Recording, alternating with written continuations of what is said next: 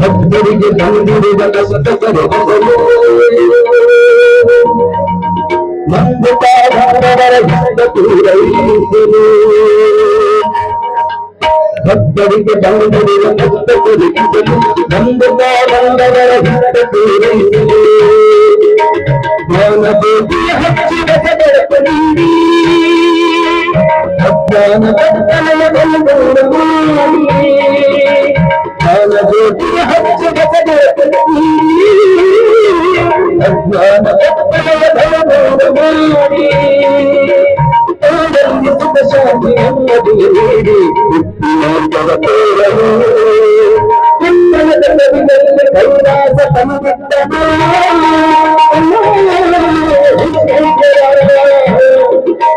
ಸಿದ್ದೇಶ್ವರ ಬೆಟ್ಟದ ಕವಿಗಳಲ್ಲಿ ಕೈಲಾಸ ತಂದಿದ್ದನ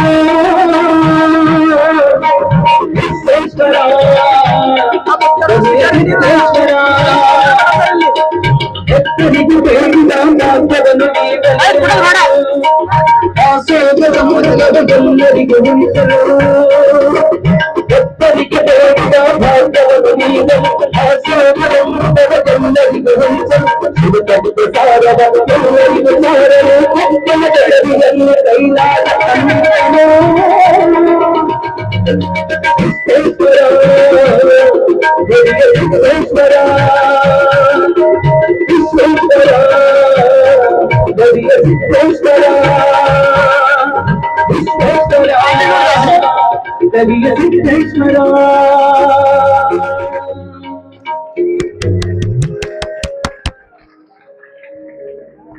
ಓಂ ಶ್ರೀ ಗುರು ಬಸವಲಿಂಗಾಯ ನಮಃ. ಇಲ್ಲಿ ಏನು ಯುವಕರು ನಿಂತಿರಪ್ಪ, ಸ್ವಲ್ಪ ಕುತ್ಕೊಂಡ್ರೆ ಬಹಳ ಚಲೋ ಆಗ್ತದ ನೋಡ್ರಿ. ಯಾಕೆ ನಿಂತು ನೋಡೋ ಕಾರ್ಯಕ್ರಮಗಳ ಬೇರೆ ಇರ್ತಾವ, ಭಕ್ತಿಯಿಂದ ಕುಂತು ಕೇಳೋ ಕಾರ್ಯಕ್ರಮಗಳ ಬೇರೆ ಇರ್ತಾವ. ಅದಕ್ಕೆ ಯಾರು ತಪ್ಪು ತಿಳ್ಕೊಬೇಡ್ರಿ. ಚಂದ ಭಕ್ತಿಯಿಂದ ದೊಡ್ಡವರು ಬಂದಾರ, ಕೊಪ್ಪಳದಿಂದ ಬಂದಾರ. ಭಕ್ತಿಯಿಂದ ಶ್ರದ್ಧೆಯಿಂದ ಈ ಕಾರ್ಯಕ್ರಮ ಬಹಳ ಅರ್ಥಪೂರ್ಣವಾಗಿ ನಾವೆಲ್ಲರೂ ಕೂಡಿ ನಡೆಸಿಕೊಡೋಣ. ಜಯ ನಮ ಪರಾಪದೇ ಶಿವ ಹರ ಹರ. ಎಲ್ಲದಕ್ಕೂ ಕೂಡ ಪುಣ್ಯ ಬೇಕಂತ ಗಲಾಟೆ ಆಗ್ಬಾರ್ದು. ಎಲ್ಲದಕ್ಕೂ ಕೂಡ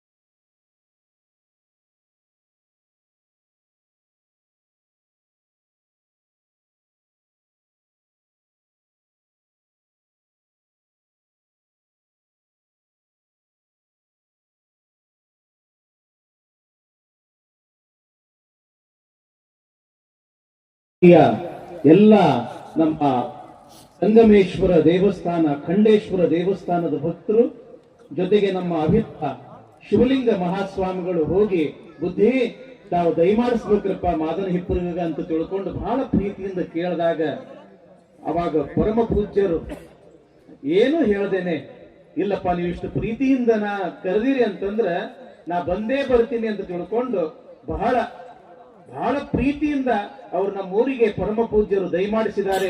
ಇನ್ನೊಮ್ಮೆ ಜೋರಾದ ಚಪ್ಪಾಳಿಯೊಂದಿಗೆ ನಾವು ಪೂಜ್ಯರನ್ನ ನಾವು ಸ್ವಾಗತ ಮಾಡಿಕೊಳ್ಳೋಣ. ಈ ಕಾರ್ಯಕ್ರಮಕ್ಕೆ ಜಿಡಗಾದ ಪರಮ ಪೂಜ್ಯರು ಕೂಡ ದಯಮಾಡಿಸಿದ್ದಾರೆ. ಯಾಕಂತಂದ್ರೆ ನಮ್ಮ ಮಾದನ ಹಿಪ್ಪರಿಗಿಗೂ ಜಿಡಗಾಕ್ಕೂ ಕೂಡ ಬಹಳ ದೊಡ್ಡ ಸಂಬಂಧ. ನಾವು ಸಣ್ಣವರಿದ್ದಾಗ ನೋಡ್ತಿದ್ವಿ, ಜಿಡಗಾದ ಹಿರಿಯ ಪೂಜ್ಯರು ನಮ್ಮ ಶಿವಲಿಂಗ ಮಹಾಸ್ವಾಮಿಗಳ ಮೇಲೆ ಬಹಳ ಪ್ರೀತಿ. ಬಹುತೇಕ ಜಿಡಗಾದ ಸ್ವಾಮಿಗಳು ಶಿವಲಿಂಗ ಮಹಾಸ್ವಾಮಿಗಳ ಮೇಲೆ ಇಟ್ಟಿರ್ತಕ್ಕಂತಹ ಪ್ರೀತಿ ಅವರು ಬೇರೆ ಯಾವ ಸ್ವಾಮಿಗಳ ಮೇಲೂ ಕೂಡ ಇಟ್ಟಿರ್ಲಿಕ್ಕಿಲ್ಲ. ಇವತ್ತು ಜಿಡಗಾ ಊರಿನೊಳಗ ಯಾವುದಾದ್ರೂ ಕೂಡ ಪೂಜ್ಯರ ಒಂದು ಅಡ್ಡ ಪಲ್ಲಕ್ಕಿ ನಡೆದಿತ್ತು ಅಂತಂದ್ರ ಅದು ಮಾದನ ಹಿಪ್ಪರಿಗೆಯ ಪರಮ ಪೂಜ್ಯ ಶಿವಲಿಂಗ ಮಹಾಸ್ವಾಮಿಗಳ ಪಲ್ಲಕ್ಕಿ ಉತ್ಸವ. ಇಂಥ ಒಂದು ಅವಿನಾಭಾವ ಸಂಬಂಧ ಮಾದನ ಹಿಪ್ಪರಿಗಿ ಮತ್ತು ಜಿಡಗಾಕ್ಕೂ ಕೂಡ. ಅಂಥ ಪರಮ ಪೂಜ್ಯರು ಕೂಡ ಇವತ್ತು ನಮ್ಮ ಈ ಕರೆಗೆ ಹೋಗಟ್ಟು ಈ ಒಂದು ಕಾರ್ಯಕ್ರಮಕ್ಕೆ ದಯಮಾಡಿಸಿದ್ದಾರೆ. ಜೋರಾದ ಚಪ್ಪಾಳೆಯೊಂದಿಗೆ ಆ ಪರಮ ಪೂಜ್ಯರನ್ನು ಕೂಡ ನಾವು ಈ ವೇದಿಕೆಗೆ ಸ್ವಾಗತವನ್ನ ಮಾಡಿಕೊಳ್ಳೋಣ. ಅಷ್ಟೇ ಅಲ್ಲದೇನೆ ಇವತ್ತು ಚಿಣಮಗೇರಿ, ನಮ್ಮ ಭಾಗದಲ್ಲಿ ಚಿಣಮಗೇರಿ ಅಂತಂದ್ರೆ ಬಹಳ ಒಂದು ಮಹತ್ವದ ಒಂದು ಮಠ, ಮಹತ್ವದ ಪೀಠ. ಅದೊಂದು ಕೃಷಿಗೆ ಹೆಸರಾಗಿರ್ತಕ್ಕಂಥ, ತನ್ನದೇ ಆಗಿರ್ತಕ್ಕಂಥ ವರ್ಚಸ್ಸನ್ನ ಹೊಂದಿರತಕ್ಕಂಥ ಪೀಠ. ಅಂತಹ ಪೀಠದ ಪರಮ ಪೂಜ್ಯ ಶಟಸ್ಥಲ ಬ್ರಹ್ಮ ವೀರ ಮಹಾಂತ ಶಿವಾಚಾರ್ಯ ಮಹಾಸ್ವಾಮಿಗಳು ಕೂಡ ಆಗಮಿಸಿದ್ದಾರೆ. ಅವರಿಗೂ ಜೋರಾದ ಚಪ್ಪಾಳೆಯೊಂದಿಗೆ ನಾವು ಸ್ವಾಗತ ಮಾಡಿಕೊಳ್ಳೋಣ. ಇಲ್ಲೇ ಪಕ್ಕದಲ್ಲಿ ನಮ್ಮ ಹತ್ತಿ ಕಣಬಸವರು, ಆ ಹತ್ತಿ ಕಣಬಸದ ನಮ್ಮ ಪರಮ ಪೂಜ್ಯ ಪ್ರಭುಶಾಂತ ಮಹಾಸ್ವಾಮಿಗಳು ಹೆಂಗ ಅಂತಂದ್ರ ಅವರು ಕಲ್ಲು ಸಕ್ರೆ ಇದ್ದಂಗ, ಅಷ್ಟು ರುಚಿಯಾಗಿರ್ತಕ್ಕಂಥವ್ರು, ಅಷ್ಟು ಎಲ್ಲರಿಗೂ ಕೂಡ ಬೇಕಾಗಿರ್ತಕ್ಕಂಥವ್ರು. ಆ ಪರಮ ಪೂಜ್ಯರು ಕೂಡ ಈ ಕಾರ್ಯಕ್ರಮಕ್ಕೆ ಆಗಮಿಸಿದ್ದಾರೆ. ಜೋರಾದ ಚಪ್ಪಾಳೆಯೊಂದಿಗೆ ನಾವು ಇಲ್ಲಿ ಆ ಪೂಜ್ಯರನ್ನ ಬರಮಾಡಿಕೊಳ್ಳೋಣ. ಅಷ್ಟೇ ಅಲ್ಲದೇನೆ ನಮ್ಮ ಶ್ರೀಮಠದ ಅಭಿನವ ಶಿವಲಿಂಗ ಮಹಾಸ್ವಾಮಿಗಳವರನ್ನು, ಶಟಸ್ಥಲ ಬ್ರಹ್ಮ ಶಾಂತವೀರ ಶಿವಾಚಾರ್ಯರನ್ನು, ನಮ್ಮ ಸರಸಂವಾದ ಪರಮ ಪೂಜ್ಯ ಸಾಧಕರನ್ನು ಮತ್ತು ಶಿವದೇವಿ ತಾಯಿಯವರನ್ನು ಕೂಡ ಈ ವೇದಿಕೆಗೆ ಜೋರಾದ ಚಪ್ಪಾಳೆಯೊಂದಿಗೆ ನಾವು ಸ್ವಾಗತವನ್ನ ಮಾಡೋಣ.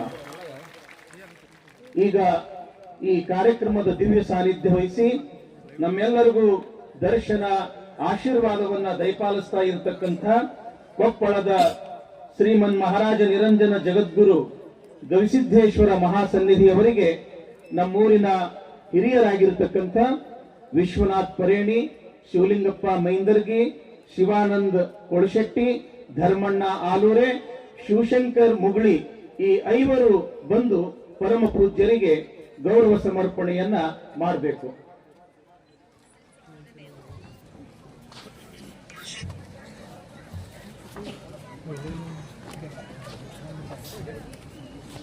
ಎಲ್ಲಿ ಗುರು ಲಿಂಗ ಜಂಗಮದ ಪಾದ ಇರ್ತದೆ, ಆ ಪಾದ ಇಟ್ಟ ನೆಲ ಅದು ಸುಕ್ಷೇತ್ರ ಆಗ್ತದೆ, ಅದೊಂದು ಪಾವನ ಕ್ಷೇತ್ರ ಆಗ್ತದೆ. ಇವತ್ತು ಇಂಥ ಶಿವಸ್ವರೂಪಿ ಮಹಾಶಿವಯೋಗಿಗಳು ಈ ಒಂದು ನಮ್ಮ ಗ್ರಾಮಕ್ಕೆ ಆಗಮಿಸಿ ನಮ್ಮ ಎಲ್ಲ ಸದ್ಭಕ್ತರ ಪ್ರೀತಿಯ ಗೌರವವನ್ನ ಅವರು ಸ್ವೀಕಾರ ಮಾಡಿ ನಮ್ಮೂರಿನ ಆ ಹಿರಿಯರಿಗೆ ಅವರು ಆಶೀರ್ವಾದವನ್ನ ಮಾಡ್ತಾ ಇದ್ದಾರೆ. ಜೋರಾದ ಚಪ್ಪಾಳೆಯೊಂದಿಗೆ ನಾವು ಗೌರವಿಸೋಣ.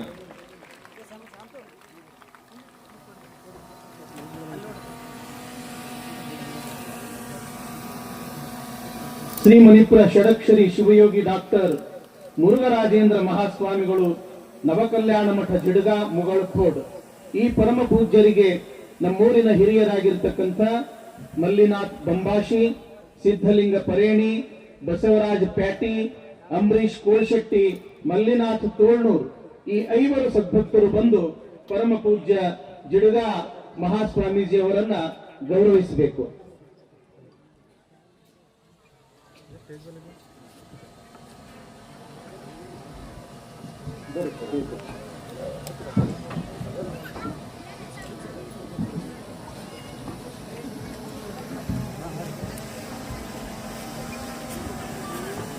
ಜಿಡಗ ಮತ್ತು ಮುಗಳು ಕೂಡ ಅಂತಂದ್ರೆ ಈ ಭಾಗದಲ್ಲಿ ಈ ಹೆಸರುಗಳು ಕೇಳದೇ ಇರತಕ್ಕಂಥ ಯಾರು ಸದ್ಭಕ್ತರೇ ಇಲ್ಲ. ಆಧ್ಯಾತ್ಮಿಕ ಕ್ಷೇತ್ರದಲ್ಲಿ ಜಿಡಗ ಮಠ, ಮುಗಳಖೋಡ ಮಠ ಮಾಡಿರ್ತಕ್ಕಂಥ ಒಂದು ಕ್ರಾಂತಿ, ಅದು ಬಿತ್ತಿರತಕ್ಕಂಥ ಭಕ್ತಿಯ ಬೀಜ ಇವತ್ತು ಎಲ್ಲಾ ಕಡೆಗೆ ಹೆಮ್ಮರವಾಗಿ ತನ್ನದೇ ಆಗಿರ್ತಕ್ಕಂಥ ಆಧ್ಯಾತ್ಮಿಕ ಫಲವನ್ನ ನೀಡ್ತಾ ಇದೆ. ಅಂಥ ಪರಮ ಪೂಜ್ಯರಿಗೆ ನಮ್ಮೂರಿನ ಸದ್ಭಕ್ತರು ಗೌರವ ಸಮರ್ಪಣೆಯನ್ನ ಮಾಡ್ತಾ ಇದ್ದಾರೆ. ಮತ್ತೊಮ್ಮೆ ಜೋರಾದ ಚಪ್ಪಾಳೆ ಇರಲಿ. ಚಿಣಮಗೇರಿಯ ಪರಮ ಪೂಜ್ಯ ಷಟಸ್ಥಲ ಬ್ರಹ್ಮ ವೀರ ಮಹಾಂತ ಶಿವಾಚಾರ್ಯ ಮಹಾಸ್ವಾಮಿಗಳವರಿಗೆ ಶ್ರೀ ವಿಶಾಲ್ ಹುಳ್ಳೆ ಅವರು ಬಂದು ಗೌರವ ಸಮರ್ಪಣೆಯನ್ನ ಮಾಡಬೇಕು. ಚಿಣಮಗೇರಿಯ ಪರಮ ಪೂಜ್ಯರಿಗೆ ವಿಶಾಲ್ ಹುಳ್ಳೆ ಇವರು ಬಂದು ಗೌರವ ಸಮರ್ಪಣೆಯನ್ನ ಮಾಡಬೇಕು.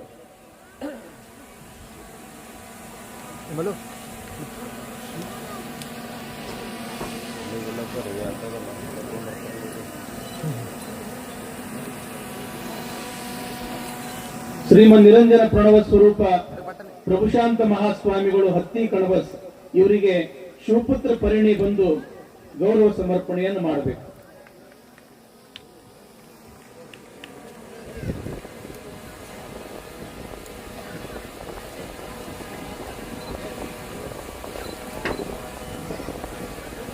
ಶಿವಪುತ್ರ ಪರಿಣಿಯವರು ಬಂದು ಹತ್ತಿ ಕಣಬಸದ ಪರಮ ಪೂಜ್ಯರಿಗೆ ಗೌರವ ಸಮರ್ಪಣೆಯನ್ನು ಮಾಡಬೇಕು.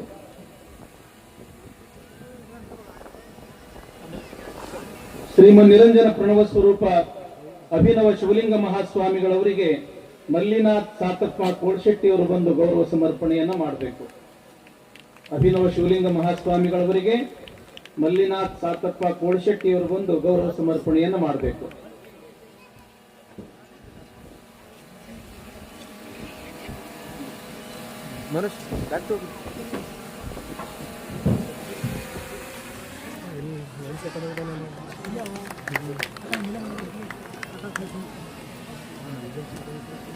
ಷಟಸ್ಥಲ ಬ್ರಹ್ಮ ಶಾಂತವೀರ ಶಿವಾಚಾರ್ಯ ಮಹಾಸ್ವಾಮಿಗಳು ಇವರಿಗೆ ನಾರಾಯಣರಾವ್ ಮಾಲ್ಖರೆ ಅವರು ಬಂದು ಗೌರವ ಸಮರ್ಪಣೆಯನ್ನ ಮಾಡಬೇಕು.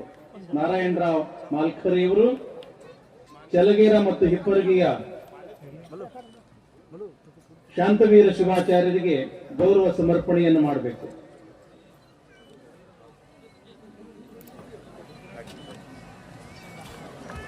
ಸರಸಂಬಾದ ಪರಮ ಪೂಜ್ಯ ಮರಿದೇವರಿಗೆ ಶ್ರೀಕಾಂತ್ ಕಲ್ದೇವರು ಬಂದು ಗೌರವ ಸಮರ್ಪಣೆ ಮಾಡಬೇಕು. ಸರಸಂಬಾದ ಮರಿದೇವರಿಗೆ ಶ್ರೀಕಾಂತ್ ಕಲ್ದೇವರು ಬಂದು ಗೌರವ ಸಮರ್ಪಣೆ ಮಾಡಬೇಕು.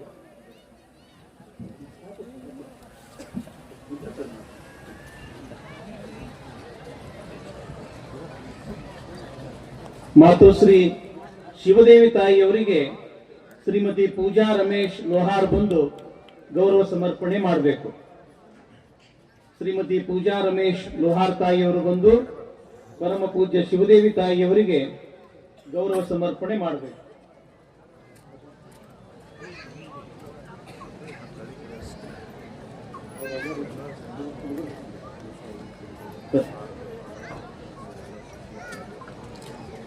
ಹಾನಗಲ್ಲ ಕುಮಾರ ಶಿವಯೋಗಿಗಳವರ 96ನೆಯ ಪುಣ್ಯ ಸ್ಮರಣೋತ್ಸವ ಇಂದು. ಇವತ್ತು ಆಧ್ಯಾತ್ಮಿಕ ಕ್ಷೇತ್ರ, ಕಲಾ ಕ್ಷೇತ್ರ, ಸಾಂಸ್ಕೃತಿಕ ಕ್ಷೇತ್ರ, ಸಾಮಾಜಿಕ ಕ್ಷೇತ್ರ ಇವತ್ತು ಹಾನಗಲ್ಲ ಕುಮಾರ ಶಿವಯೋಗಿಗಳವರನ್ನ ಮರೆಯುವಂತಿಲ್ಲ. ರಾಷ್ಟ್ರಪತಿ ಬಾಬು ರಾಜೇಂದ್ರ ಪ್ರಸಾದ್ ಅವರ ಕೈಯೊಳಗ ನಮ್ಮ ಕರ್ನಾಟಕದ ಒಬ್ಬ ಸಂಸದರು ಹಿಂದಿಯಲ್ಲಿ ಬರೆದಿರ್ತಕ್ಕಂತಹ ಬಸವ ಪುರಾಣವನ್ನ ಕೊಡ್ತಾರೆ. ಇದನ್ನ ಯಾರು ಬರೆದಿದ್ದಾರೆ ಅಂತ ಡಾಕ್ಟರ್ ರಾಜೇಂದ್ರ ಬಾಬು ಪ್ರಸಾದ್ ಅವರು ಕೇಳಿದಾಗ ಕಣ್ಣಿಲ್ಲದವರು ಬರೆದಿದ್ದಾರೆ ಅಂತ ತಿಳ್ಕೊಂಡು ಯಾವಾಗ ಹೇಳ್ತಾರೆ ಅವರಿಗೆ ಆಶ್ಚರ್ಯ ಆಗುತ್ತದ. ಆವಾಗ ಅವರನ್ನ ದೆಹಲಿಗೆ ಕರೆಸ್ಕೊಳ್ತಾರ ಬಾಬು ರಾಜೇಂದ್ರ ಪ್ರಸಾದ್ ಅವರು. ಕಣ್ಣಿಲ್ಲದೆ ಇಂತಹ ಬಸವ ಪುರಾಣ ಬರೆದಿರಿ ಅಂತಂದ್ರೆ ಆ ಮಹಾನ್ ಹೈ ಅಂತ ತಿಳ್ಕೊಂಡು ಬಾಬು ರಾಜೇಂದ್ರ ಪ್ರಸಾದ್ ಅವರು ಹೇಳಿದಾಗ ಪಂಡಿತ್ ಪುಟ್ಟರಾಜ ಕವಿ ಗವಾಯಿಗಳಂತಾರಂತೆ, ನಾನು ದೊಡ್ಡವನಲ್ಲ, ನನ್ನ ಗುರುಗಳು ದೊಡ್ಡವರು. ನಿಮ್ಮ ಗುರುಗಳು ಯಾರು ಅಂತ ಕೇಳಿದಾಗ ಪುಟ್ಟರಾಜ ಕವಿ ಗವಾಯಿಗಳಂತಾರೆ, ನನ್ನಂಥ ಕಣ್ಣಿಲ್ಲದೆ ಇರತಕ್ಕಂಥ ಸಾವಿರಾರು ಮಕ್ಕಳಿಗೆ ಜ್ಞಾನದ ಕಣ್ಣನ್ನು ಕೊಟ್ಟಿರ್ತಕ್ಕಂಥ ಹಾನಗಲ್ಲ ಕುಮಾರ ಮಹಾಸ್ವಾಮಿಗಳೇ ನನ್ನ ಗುರುಗಳು ಅಂತ ತಿಳ್ಕೊಂಡು ಪಂಡಿತ ಪುಟ್ಟರಾಜ ಕವಿಗವಾಯಿಗಳು ಹೇಳ್ತಾರಂತ. ಅಂತ ಪುಟ್ಟರಾಜ ಕವಿಗವಾಯಿಗಳ ಮತ್ತು ನಮ್ಮೆಲ್ಲರ ಆರಾಧ್ಯ ಗುರುಗಳಾಗಿರ್ತಕ್ಕಂಥ ಹಾನಗಲ್ಲ ಗುರುಕುಮಾರ ಶಿವಯೋಗಿಗಳ ಒಂದು ಭಾವಚಿತ್ರಕ್ಕೆ ಜಗದ್ಗುರು ಮಹಾಸನ್ನಿಧಿಯವರು ಆದಿಯಾಗಿ ಎಲ್ಲ ಪರಮ ಪೂಜ್ಯರು ಇಲ್ಲಿ ಪುಷ್ಪಾರ್ಪಣೆಯನ್ನ ಮಾಡೋದ್ರ ಮುಖಾಂತರ ಪರಮ ಪೂಜ್ಯರು ಗೌರವವನ್ನ ಸಮರ್ಪಣೆಯನ್ನ ಮಾಡ್ತಾ ಇದ್ದಾರೆ. ಬಸವೇಶ್ವರ ಭಾವಚಿತ್ರ, ಖಂಡೇಶ್ವರ ಮತ್ತು ಸಂಗಮೇಶ್ವರ ಭಾವಚಿತ್ರಕ್ಕೂ ಕೂಡ ಜಗದ್ಗುರು ಮಹಾಸನ್ನಿಧಿಯವರು ಇಲ್ಲಿ ಗೌರವ ಸಮರ್ಪಣೆಯನ್ನ ಮಾಡ್ತಾ ಇದ್ದಾರೆ.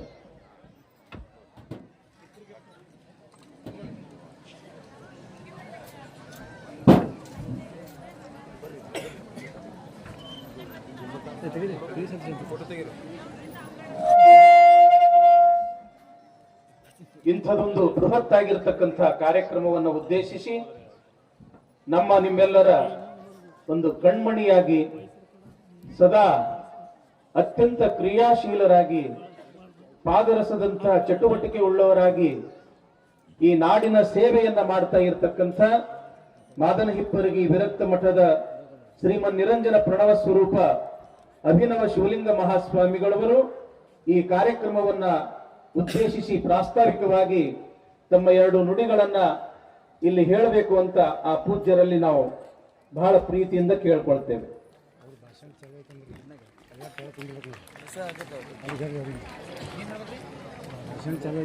ಸದಾ ಸ್ಮರಣೀಯರಾಗಿರುವಂತಹ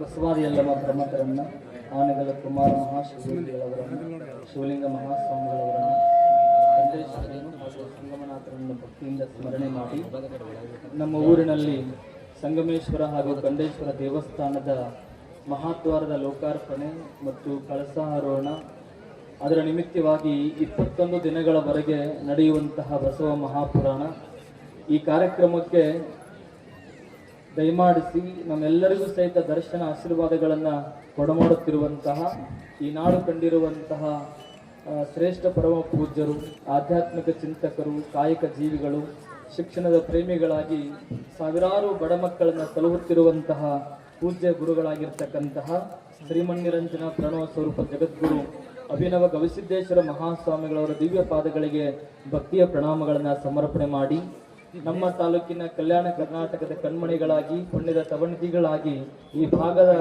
ಸಾವಿರಾರು ಮಕ್ಕಳನ್ನು ಸಲಹುತ್ತಿರುವಂತಹ ಜಡಗಿಯ ಪರಮ ಪೂಜ್ಯರಾದ ಷಡಕ್ಷರಿ ಶಿವಯೋಗಿ ಡಾಕ್ಟರ್ ಮುರುಘರಾಜೇಂದ್ರ ಮಹಾಸ್ವಾಮಿಗಳವರ ದಿವ್ಯ ಚರಣಗಳಿಗೆ ಭಕ್ತಿಯ ಪ್ರಣಾಮಗಳನ್ನು ಸಮರ್ಪಣೆ ಮಾಡಿ ಕಾರ್ಯಕ್ರಮಕ್ಕೆ ತಮ್ಮೆಲ್ಲರಿಗೂ ಸಹಿತ 21 ದಿನಗಳವರೆಗೆ ಬಸವ ಮಹಾಪುರಾಣವನ್ನ ದಾಸೋಹಗೈಯುತ್ತಿರುವಂತಹ ಪೂಜ್ಯ ಗುರುದೇವರಾಗಿರುವಂತಹ ನಿರಂಜನ ಪ್ರಣವ ಸ್ವರೂಪ ಕುಮಾರ ವಿರೂಪಾಕ್ಷ ಮಹಾಸ್ವಾಮಿಗಳವರ ದಿವ್ಯ ಚರಣಗಳಿಗೆ ಭಕ್ತಿಯ ನತಮಸ್ತಕನಾಗಿ ಕಾರ್ಯಕ್ರಮದ ಮಾರ್ಗದರ್ಶಕರು, ಕಾರ್ಯಕ್ರಮದ ಅಧ್ಯಕ್ಷರಾಗಿರ್ತಕ್ಕಂತಹ ಪೂಜ್ಯ ಶಾಂತವೀರ ಶಿವಾಚಾರ್ಯರ ಪಾದಗಳಿಗೆ, ಹತ್ತಿ ಕಣ್ವಸದ ಪ್ರಭುಶಾಂತ ಮಹಾಸ್ವಾಮಿಯವರ ಪಾದಗಳಿಗೆ, ಸರ್ಸಂಬದ ಪೂಜ್ಯರಲ್ಲಿ, ಶಿವದೇವಿ ಮಾತಾಜಿಯವರಲ್ಲಿ, ಸಂಗೀತ ಕಲಾ ಬಳಗದವರೇ, ಇಲ್ಲೆಲ್ಲ ಸೇರಿರುವಂಥ ಎಲ್ಲ ಜನತೆಯೇ, ಶರಣರೇ, ತಾಯಂದಿರೇ ಮತ್ತು ದೇವಸ್ಥಾನದ ಪದಾಧಿಕಾರಿಗಳೇ, ತಮ್ಮೆಲ್ಲರಿಗೂ ಸಹಿತ ಶರಣಾರ್ಥಿಗಳನ್ನು ಹೇಳ್ತಾ ಇವತ್ತು ಏನು ಹೇಳಬೇಕು ಅಂತ ಅನ್ನೋದು ನನಗೂ ಸಹಿತ ಗೊತ್ತಿಲ್ಲ.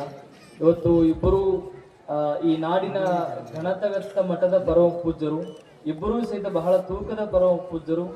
ಈ ನಾಡಿಗೆ ಅವರ ಪರಿಚಯ ಮಾಡಿಕೊಡುವಂತ ಅಗತ್ಯತೆ ಇಲ್ಲ ಅಂತ ಅನ್ಕೊಳ್ತೀನಿ. ಯಾಕೆಂದ್ರೆ ಅವರ ಪರಿಚಯ ಎಲ್ಲರಿಗೂ ಸಹಿತ ಇರುವಂತದ್ದೇ. ಅಂತಹ ಪರಮ ಪೂಜ್ಯರು ನಮ್ಮೂರಿಗೆ ದಯಮಾಡಿಸಿರ್ತಕ್ಕಂಥದ್ದು ಒಂದೇ ಒಂದು ಮಾತನ್ನು ಹೇಳಬೇಕಿತ್ತು ಅಂತಂದ್ರೆ, ನಮ್ಮೆಲ್ಲರ ಇಡೀ ಊರಿನ 7 ಜನದ ಪುಣ್ಯ ಅಂತಂದ್ರೆ ಈ ಇಬ್ಬರು ಗುರುಗಳ ಆಗಮನ ಅನ್ನುವಂಥದ್ದು ನಾವೆಲ್ಲ ಅರ್ಥ ಮಾಡ್ಕೊಳ್ಬೇಕು. ಪರಮ ಪೂಜ್ಯರಿಗೆ ಏನ್ ಹೇಳ್ಬೇಕು, ಅವ್ರು ನೋಡಿದ್ರೆ ಕೈ ಎತ್ತಿ ಮುಗಿಬೇಕಷ್ಟೇ. ಒಂದ್ಸರಿ ಕೈ ಎತ್ತಿ ಮುಗಿದ್ಬಿಡು, ಒಂದ್ಸರಿ ಅಲ್ಲೇ ಕುಂತಲ್ಲೇ ಮತ್ತೆ ಹೋಗುವಾಗ ಕೈ ಹಾಕಿ ನಮಸ್ಕಾರ ಮಾಡೋದು ಬೇಡ. ಪೂಜ್ಯರು ಇವತ್ತು ಕಲಬುರಗಿಯಿಂದ ಇಲ್ಲಿಗೆ ಬರಬೇಕಾದ್ರೆ ಕಲಬುರಗಿಯಲ್ಲಿ ಬಹಳ ಜನರು ಭಕ್ತರ ಮನೆಗೆಲ್ಲ ಹೋಗಿದ್ರು. ನಿಮ್ದೆಷ್ಟು ಊರಿನ ಪುಣ್ಯ ಐತಿ, ನಿಮ್ ಹೆಸರು ಎಷ್ಟು ದೊಡ್ಡದೈತಿ ಊರಿಂದು ಅಂತಂದ್ರೆ, ಕಲಬುರಗಿಲಿ ಸುಮಾರು ಒಂದು 7-8 ಕಡೆ ಆಮಂತ್ರಣ ಇತ್ತು ಕೊಪ್ಪಳದ ಪರಮ ಪೂಜ್ಯರಿಗೆ. ಅಲ್ಲೆಲ್ಲ ಹೋದಾಗೆಲ್ಲ ನಂಗೆ ಬೇಗ ಬಿಡ್ರಿ, ಯಾಕೆಂದ್ರೆ ನಾನು ಮಾದನ ಹಿಪ್ಪರಿಗೆ ಹೋಗೋದೈತಿ, ನನಗೆ ಬೇಗ ಬಿಡ್ರಿ, ನಾನು ಹಿಪ್ಪರಿಗೆ ಹೋಗೋದೈತಿ ಬೇಗ ಬಿಡ್ರಿ ಅಂತೇಳಿ ನಮ್ಮ ಊರಿನ ಹೆಸರು ಇಂಥ ಒಬ್ಬ ಮಹಾನ್ ಪರಮ ಪೂಜ್ಯರ ಬಾಯಿಯೊಳಗಡೆ ಬರ್ತೈತಿ ಅಂತಂದ್ರೆ ಇದಕ್ಕಿಂತ ಪುಣ್ಯದ ಫಲ ಇನ್ನೇನಿದೆ ಅಂತ ನಾವೆಲ್ಲ ಅರ್ಥ ಮಾಡ್ಕೊಳ್ಬೇಕು. ಹೀಗಾಗಿ ಅಂತಹ ಪೂಜ್ಯರ ಬಾಯಿಯೊಳಗಡೆ ನಮ್ಮ ಊರಿನ ಹೆಸರಿದೆ, ನಿಮ್ಮೆಲ್ಲರ ಭಕ್ತಿ ಇದೆ. ಇವತ್ತು ನಮ್ಮ ಶಾಂತಿವೀರಜ್ಜವರು ಮತ್ತೆ ನಾವು ಪೂಜ್ಯರಿಗೆ ಆಮಂತ್ರಣ ಕೊಡೋದಕ್ಕಂತೇಳಿ ಹೋಗಿರುವಂತ ಸಂದರ್ಭದಲ್ಲಿ ಅಜ್ಜವ್ರಂದ್ರು ಯಾಕೆ ಇಷ್ಟು ದೂರ ಬರಕ್ ಹೋದ್ರಿ, ಬರ್ತಿದ್ವಲ್ಲ, ಏನ ಒಂದ್ಸರಿ ಬಂದಿದ್ವಿ ಮತ್ತೊಂದ್ಸರಿ ಬರೋಣ ಹಿಂಗೆಲ್ಲ ಅಂದ್ರು. ಅದಾದ್ಮೇಲೆ ನಾನು ಭೇಟಿಯಾಗಿ ಹೋದೆ. ಅದಾದ್ಮೇಲೆ ನಮ್ಮ ಪೂಜ್ಯರಾಗಿರ್ತಕ್ಕಂತಹ ಶಾಂತಿವೀರ ಮಹಾಸ್ವಾಮಿಗಳವರು ಮತ್ತೆ ಮಠದ ಗುಡಿಯ ಎಲ್ಲ ಪದಾಧಿಕಾರಿಗಳು ಅವರು ಪೂಜ್ಯರಿಗೆ ಉದ್ದಕ್ಕೆ ಸಾಷ್ಟಾಂಗ ಹಾಕಿ, ನೀವು ಏನಾರ ಮಾಡ್ರಪ್ಪ, ನೀವು ಯಾವಾಗ ತಾರೀಕು ಕೊಡ್ತೀರಿ ಆ ದಿನನೇ ನೀವು ಬರಬೇಕು ಅಂತ ತಿಳ್ಕೊಂಡು ಒಂದು ಭಿನ್ನವನ್ನು ಕೊಟ್ಟಿದ್ರು. ಬಹುಶಃ ಅವರ ಶೆಡ್ಯೂಲ್ ನಿಮ್ಗೆಲ್ಲ ಗೊತ್ತಿರ್ತೈತಿ. ದಿನ ನೀವೆಲ್ಲ ಮಾಧ್ಯಮಗಳಲ್ಲಿ ಎಲ್ಲ ನೋಡ್ತಿರ್ತಾರೆ, ಯೂಟ್ಯೂಬ್ ಸಾಮಾಜಿಕ ಜಾಲತಾಣಗಳಲ್ಲಿ ಪ್ರತಿ ದಿನವೂ ಸಹಿತ ಬಿಡು ಇರದೇ ಇರ್ತಕ್ಕಂತಹ ಪೂಜ್ಯರು ಅಂತಂದ್ರೆ ಪರಮ ಪೂಜ್ಯರು. ಅವರಿಗೆ ಇವತ್ತಿನೆಲ್ಲ ಬಂದಾರ ಅಂತಂದ್ರೆ ಒಂದೇ ಒಂದು ಮಾತಿಗೆ ಅವ್ರು ಒಂದ್ಸರಿ ಅಂದ್ರು, ಲಾಸ್ಟ್ ಟೈಮ್ ನಿಮ್ ಊರಿಗೆ ಪಾದಯಾತ್ರೆ ಬಂದಾಗ ಅವಾಗ ಅನಿಸಿತ್ತು ನನಗೆ ಏನಂತ, ನಿಮ್ ಊರಿಗೆ ಮಾದನಿ ಹಿಪ್ಪರಿಗೆಗೆ ಒಂದೇ ಸರಿ ಅಲ್ಲ ಎರಡೆರಡು ಮೂರು ಸರಿ ಬರ್ಬೇಕಂತ ಅವಾಗ ಅನಿಸಿತ್ತು. ಇದಕ್ಕೆ ಕಾರಣ ಏನು ಅಂತಂದ್ರೆ ನಿಮ್ಮೆಲ್ಲರ ಭಕ್ತಿಯನ್ನು ನೋಡಿ ಎರಡೆರಡು ಸರಿ ಬರ್ಬೇಕಂತ ಅನಿಸಿರುವಂತ ಅಂತ ಹೇಳಿ ಅವತ್ತೇ ಕಾರ್ಯಕ್ರಮಕ್ಕೆ ಬರ್ತೀನಿ ಅಂತ ಹೇಳಿ ಅಪ್ಪಣೆ ಕೊಟ್ಟು ಪರಮ ಪೂಜ್ಯರು. ಇವತ್ತು ಅವ್ರು ಬಂದಿರುವಂತದ್ದು ಎರಡೆರಡು ಮಾರ್ಮಿಕ ಮಾತುಗಳು ಏನು ಅಂತಂದ್ರೆ, ನಾ ಮೊನ್ನೆ ಒಂದು ಮಾತನ್ನ ಹೇಳಿದೆ. ಬೆಂಜಮಿನ್ ಫ್ರಾಂಕ್ಲಿನ್ ಅಂತ ಒಬ್ಬ ತತ್ವಜ್ಞಾನಿ ಒಂದು ಮಾತನ್ನ ಹೇಳ್ತಾನೆ, ಮನುಷ್ಯನ ಜೀವನದ ದೊಡ್ಡ ದುರ್ದೈವ, ದೊಡ್ಡ ದುರಂತ ಏನು ಅಂತಂದ್ರೆ, ಮನುಷ್ಯನಿಗೆ ಆಯಸ್ಸು ಬೇಗ ಮುಗಿದು ಹೋಗುತ್ತೆ, ಆದ್ರೆ ಜ್ಞಾನೋದಯ ಬಹಳ ತಡವಾಗಿ ಆಗುತ್ತೆ ಅನ್ನುವಂಥದ್ದು. ಆದ್ರೆ ನಮ್ಮ ಹಿಪ್ಪರಿಗೆ ಪುಣ್ಯ ಬಹಳ ದೊಡ್ಡದಾಗಿದೆ.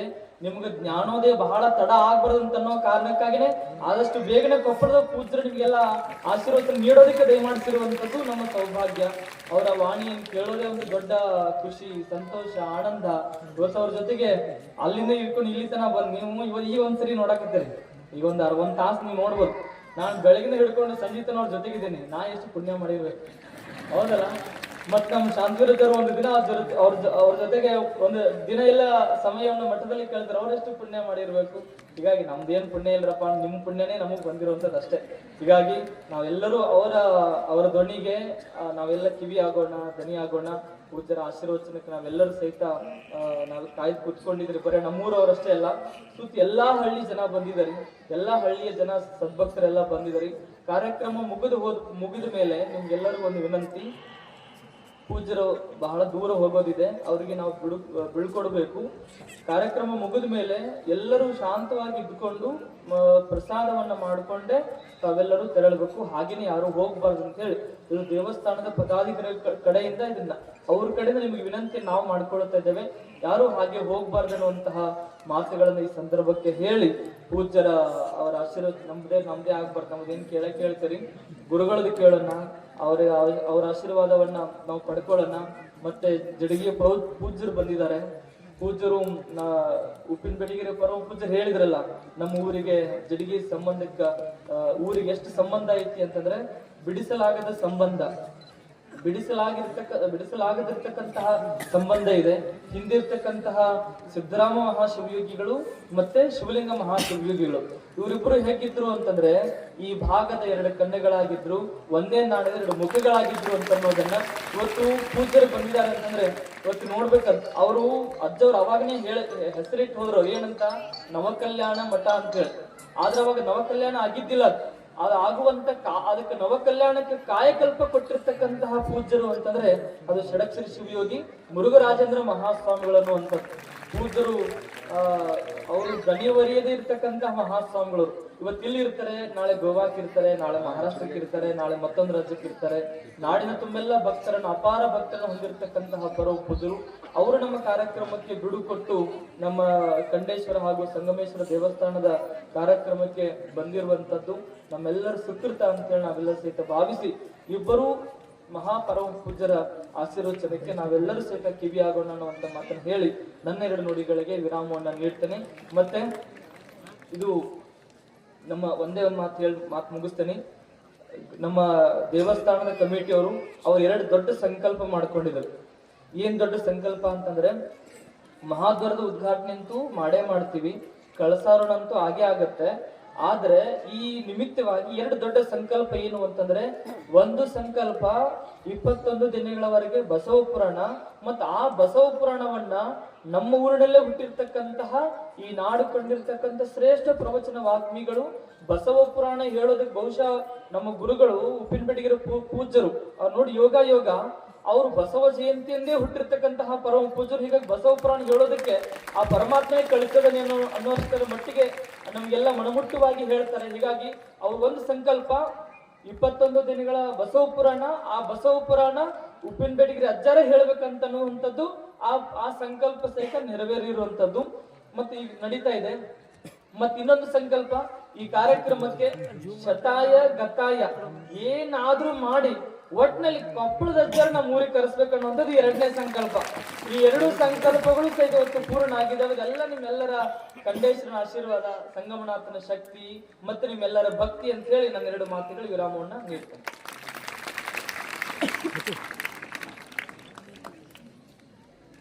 ನಮ್ಮ ಅಭಿನವ್ ಶಿವಲಿಂಗ ಸ್ವಾಮಿಗಳೇ ಹಂಗ ತಮ್ಮ ಬಗ್ಗೆ ವಿಚಾರ ಮಾಡೋದಿಲ್ಲ. ಅವರು ಹೋಗಾಳಿ ಹೊಟ್ಟೆ ತುಂಬ ಊಟ ಮಾಡ್ರಿ ಅಂತ ಹೇಳಿದ್ರು ಅವ್ರು ನಿಮಗೆ. ಹಂಗ ಯಾರು ಹೋಗಕ್ಕೆ ಹೋಗ್ಬೇಡ್ರಿ, ಹೊಟ್ಟೆ ತುಂಬ ಊಟ ಮಾಡ್ಕೊಂಡು ಹೋಗ್ರಿ. ವಯಸ್ಸು ಸಣ್ಣದು, ಅವ್ರ ಕಳಕಳಿ ಅಭಿಮಾನ ಭಾಳ ದೊಡ್ಡದು. ಯಾವಾಗಲೂ ಕೂಡ ಅವ್ರ ತಲೆಗೆ ಒಂದೇ ಇರ್ತದೆ, ನಮ್ಮ ಖಂಡೇಶ್ವರ ದೇವಸ್ಥಾನದ ಈ ಕಾರ್ಯಕ್ರಮ ಅತ್ಯಂತ ಯಶಸ್ಸಾಗಬೇಕು, ಸಕ್ಸಸ್ ಆಗಬೇಕು ಅಂತ ತಿಳ್ಕೊಂಡು ಪ್ರಾಸ್ತಾವಿಕವಾಗಿ ಎರಡು ಮಾತುಗಳನ್ನು ನಮ್ಮೆಲ್ಲರಿಗೂ ಕೂಡ ಅರ್ಪಣೆ ಮಾಡಿರ್ತಕ್ಕಂಥ ಪರಮ ಪೂಜ್ಯ ಅಭಿನವ ಶಿವಲಿಂಗ ಮಹಾಸ್ವಾಮಿಗಳವರಿಗೆ ಗೌರವಪೂರ್ಣವಾಗಿರ್ತಕ್ಕಂಥ ಒಂದು ಕೃತಜ್ಞತೆಯನ್ನು ಸಲ್ಲಿಸೋಣ. ಈಗ ಕೂಡಲ ಸಂಗನ ಶರಣರು ಮನದೆರೆದು ಮಾತನಾಡಿದರೆ ಲಿಂಗವೇ ಕಾಣಬಹುದು ಎಂಬಂತೆ ಪರಮ ಪೂಜ್ಯ ಶ್ರೀಮನ್ ನಿರಂಜನ ಪ್ರಣವ ಸ್ವರೂಪ ಷಡಕ್ಷರಿ ಶಿವಯೋಗಿ ಡಾಕ್ಟರ್ ಮುರುಘರಾಜೇಂದ್ರ ಮಹಾಸ್ವಾಮಿಗಳವರು ನವಕಲ್ಯಾಣ ಮಠ ಜಡಗ ಮುಗಳಕೋಡ ಪರಮ ಪೂಜ್ಯರು ಈಗ ಆಶೀರ್ವಚನವನ್ನ ದಯಪಾಲಿಸ್ತಾರೆ. ತಾವೆಲ್ಲರೂ ಮೈಯೆಲ್ಲ ಕಿವಿಯಾಗಿ ಶಾಂತ ರೀತಿಯಿಂದ ಅಷ್ಟೇ ಭಕ್ತಿ ಭಾವದಿಂದ ಆಲಿಸಬೇಕು ಅಂತ ತಮ್ಮೆಲ್ಲರಲ್ಲಿ ನಾನು ಕೇಳ್ತಾ ಇದ್ದೀನಿ.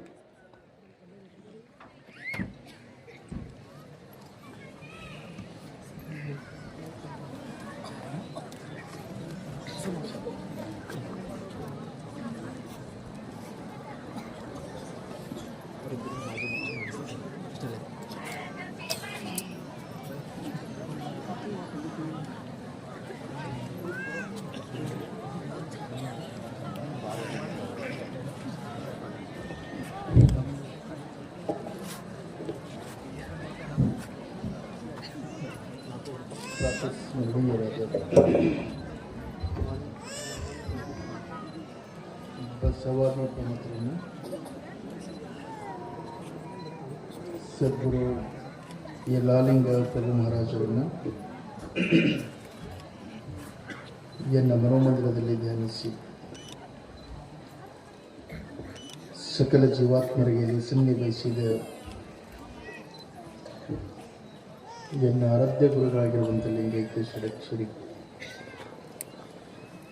ಶಿವಯೋಗಿ ಸಿದ್ದರಾಮೇಶ್ವರಪ್ಪಗಳ ಪವಿತ್ರವಾಗಿರುವಂತಹ ಪದ್ಮಪಾದಕ್ಕೆ ಭಕ್ತಿಯ ಪ್ರಣಾಮಗಳನ್ನು ಸಮರ್ಪಿಸಿ ಇಂದು ಸುಕ್ಷೇತ್ರ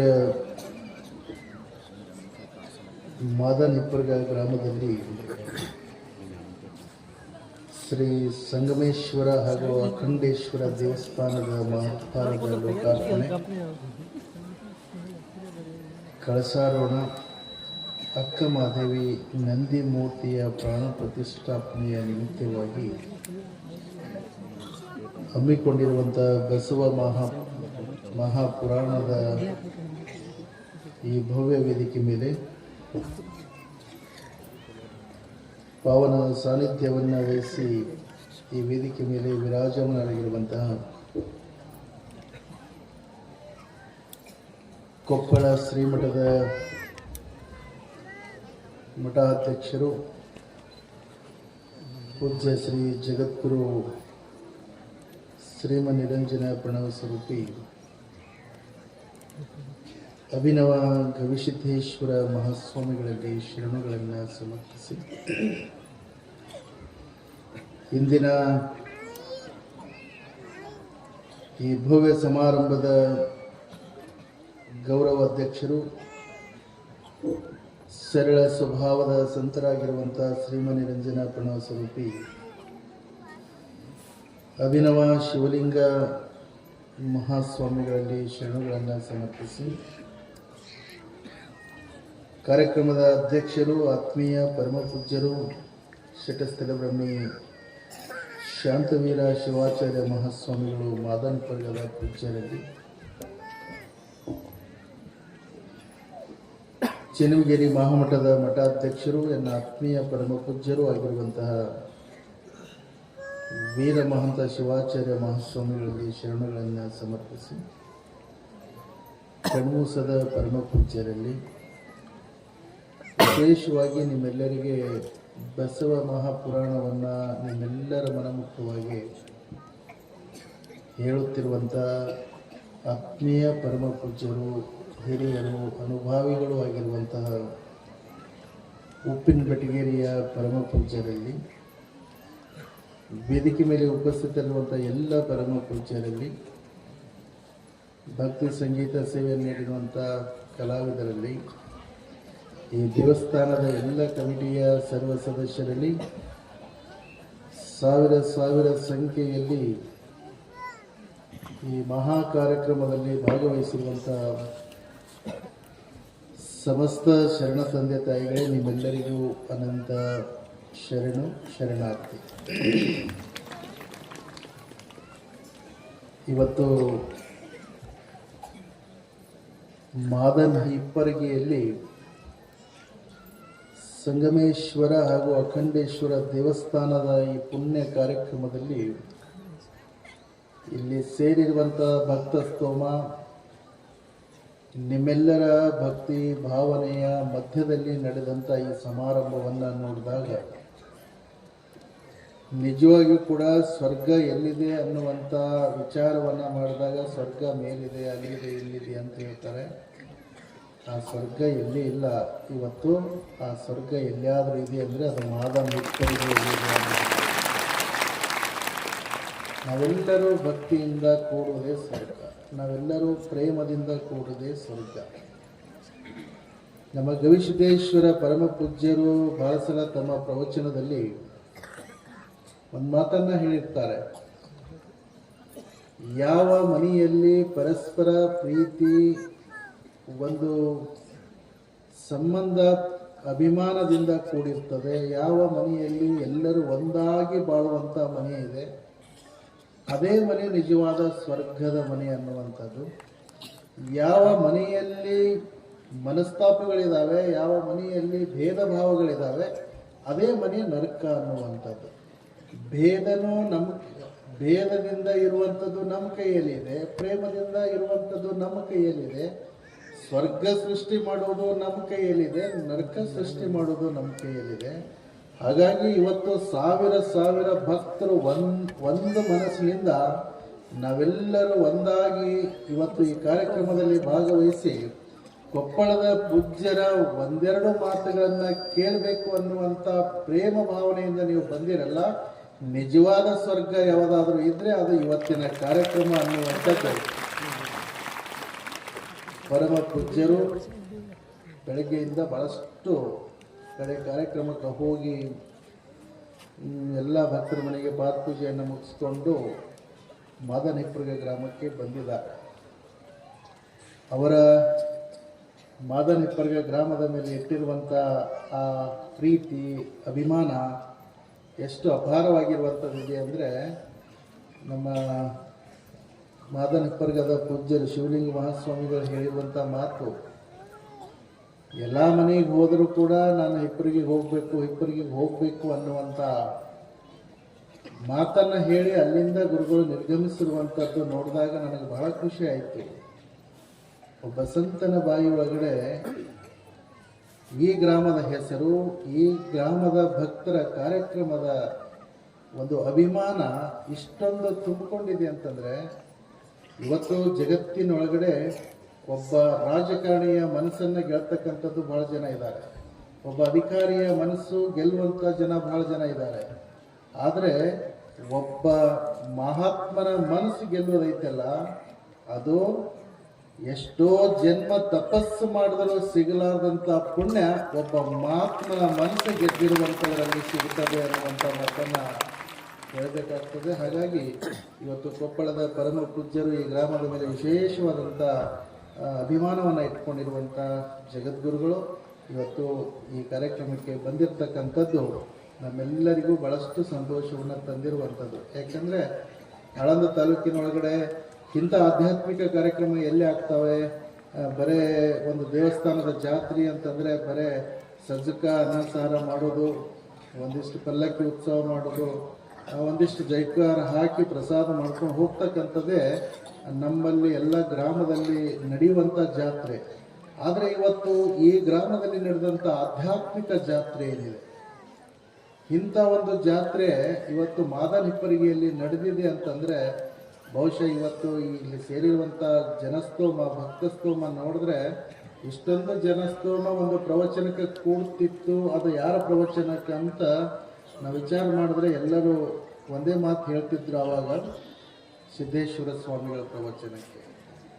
ಆದರೆ ಇವತ್ತು ಸಿದ್ದೇಶ್ವರ ಸ್ವಾಮಿಗಳು ಶಿವೈಕ್ಯರಾದ ನಂತರ ಸಿದ್ದೇಶ್ವರ ಸ್ವಾಮಿಗಳ ಒಂದು ಪ್ರವಚನ ರೂಪದಲ್ಲಿ ಇವತ್ತಿನ ದಿನಮಾನದ ಆಧುನಿಕ ಸ್ವಾಮಿ ವಿವೇಕಾನಂದರ ತತ್ವಗಳನ್ನು ಸಮಾಜಕ್ಕೆ ಸಮರ್ಪಣೆ ಮಾಡ್ತಕ್ಕಂಥ ಒಬ್ಬ ಶ್ರೇಷ್ಠ ಮಹಾತ್ಮರು ಯಾರಾದರೂ ಆದರೆ ಅದು ನಮ್ಮ ಗವಿಸಿದ್ದೇಶ್ವರ ಮಹಾಸ್ವಾಮಿಗಳು ಅನ್ನುವಂಥ ಮಾತನ್ನು ಅವರಷ್ಟೇ ಅಲ್ಲ, ಬರೀ ಮಾತು ಹೇಳ್ತಕ್ಕಂಥದ್ದು ಅಷ್ಟೇ ಅಲ್ಲ, ಅವರ ಸಮಾಜಮುಖಿಯಾದಂಥ ಕಾರ್ಯಗಳು ಸುಮಾರು 4,000 ಬಡ ವಿದ್ಯಾರ್ಥಿಗಳಿಗೆ ಉಚಿತವಾದಂಥ ಶಿಕ್ಷಣವನ್ನು ಕೊಡ್ತಕ್ಕಂಥ ಒಂದು ಶ್ರೇಷ್ಠ ಕಾರ್ಯ ಇವತ್ತು ಕೊಪ್ಪಳದಲ್ಲಿ ಆಗಿರ್ತಕ್ಕಂಥದ್ದು ನಾವೆಲ್ಲರೂ ನೋಡಿದ್ರೆ, ಸಿದ್ಧಗಂಗೆಯ ಸ್ವಾಮಿಗಳು 10,000 ಮಕ್ಕಳಿಗೆ ಉಚಿತವಾದಂಥ ವಸತಿ ವ್ಯವಸ್ಥೆಯನ್ನು ಕೊಟ್ಟಿದ್ದರು, ಸುತ್ತೂರು ಸ್ವಾಮಿಗಳು ಕೊಟ್ಟಿದ್ದರು.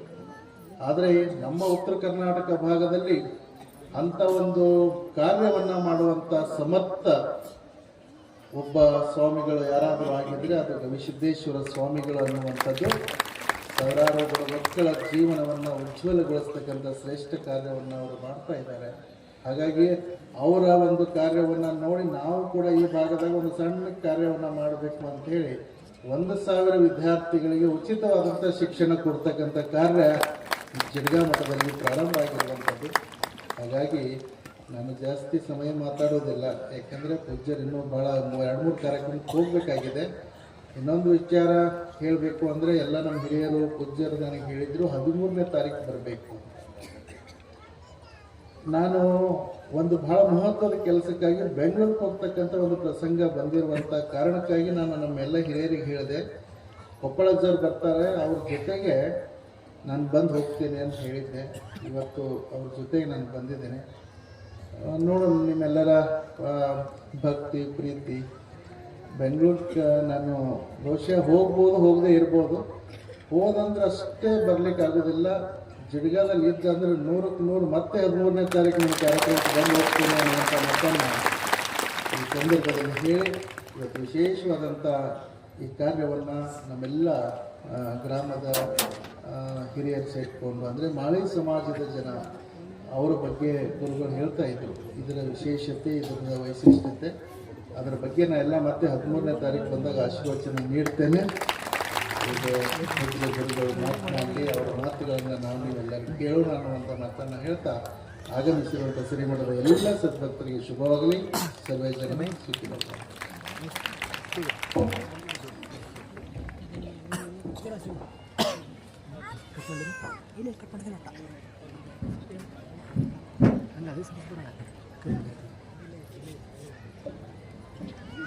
ಇಲ್ಲಿವರೆಗೆ ತಮ್ಮ ಶುಭ ಆಶೀರ್ವಾದದಲ್ಲಿ ನಮ್ಮೆಲ್ಲರನ್ನೂ ಆಶೀರ್ವಾದವನ್ನು ನೀಡಿರ್ತಕ್ಕಂಥ ಜಿಡ್ಗಾ ಮತ್ತು ಮುಗಳಖೋಡದ ಪರಮ ಪೂಜ್ಯರ ಶ್ರೀಪಾದಗಳಲ್ಲಿ ಅನಂತ ಪ್ರಣಾಮಗಳು.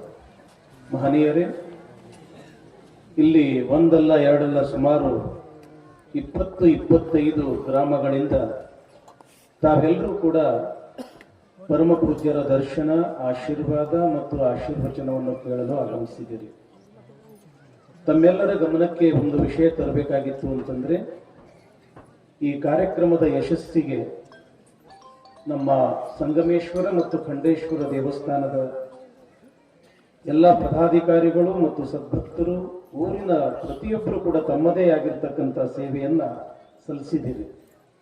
ಆದರೆ ಒಬ್ಬ ಮಠಾಧೀಶರಾಗಿ ಈ ಕಾರ್ಯಕ್ರಮದ ಯಶಸ್ಸು ಅದು ಸಾರ್ಥಕತೆಯನ್ನು ಕಾಣಬೇಕು ಅನ್ನೋ ದೃಷ್ಟಿಯಿಂದ ಈ ಕಾರ್ಯಕ್ರಮದ ಎಡಗೈಯಾಗಿ ಮತ್ತು ಬಲಗೈಯಾಗಿ ಗೌರವ ಅಧ್ಯಕ್ಷರಾಗಿ ಮತ್ತು ಅಧ್ಯಕ್ಷರಾಗಿ ಈ ಕಾರ್ಯಕ್ರಮದ ಯಶಸ್ಸಿಗೆ ತಮ್ಮನ್ನ ತಾವು ಸಮರ್ಪಿಸಿಕೊಂಡಿರತಕ್ಕಂಥ ಅಭಿನವ ಶಿವಲಿಂಗ ಮಹಾಸ್ವಾಮಿಗಳವರಿಗೆ ಮತ್ತು ಶಾಂತವೀರ ಶಿವಾಚಾರ್ಯ ಮಹಾಸ್ವಾಮಿಗಳವರಿಗೆ ಕೊಪ್ಪಳದ ಜಗದ್ಗುರು ಮಹಾಸನ್ನಿಧಿಯವರು ಆಶೀರ್ವಾದವನ್ನ ಮಾಡ್ತಾ ಇದ್ದಾರೆ. ಪರಮ ಪೂಜ್ಯರು ಆ ಆಶೀರ್ವಾದವನ್ನು ಸ್ವೀಕಾರ ಮಾಡ್ತಾರೆ. ಗಿಡಗಾದ ಜಗದ್ಗುರು ಮಹಾಸನ್ನಿಧಿಯವರು, ಕೊಪ್ಪಳದ ಜಗದ್ಗುರು ಮಹಾಸನ್ನಿಧಿಯವರು ಇರುವ ಸನ್ನಿಧಾನದವರು ಇಬ್ಬರು ಕೂಡಿ ನಮ್ಮೂರಿನ ಇಬ್ಬರು ಪರಮ ಪೂಜ್ಯರಿಗೆ ಆಶೀರ್ವಾದವನ್ನು ಮಾಡ್ತಾ ಇದ್ದಾರೆ. ಜೋರಾದ ಚಪ್ಪಾಳೆಯೊಂದಿಗೆ ನಾವು ಸ್ವಾಗತಿಸೋಣ.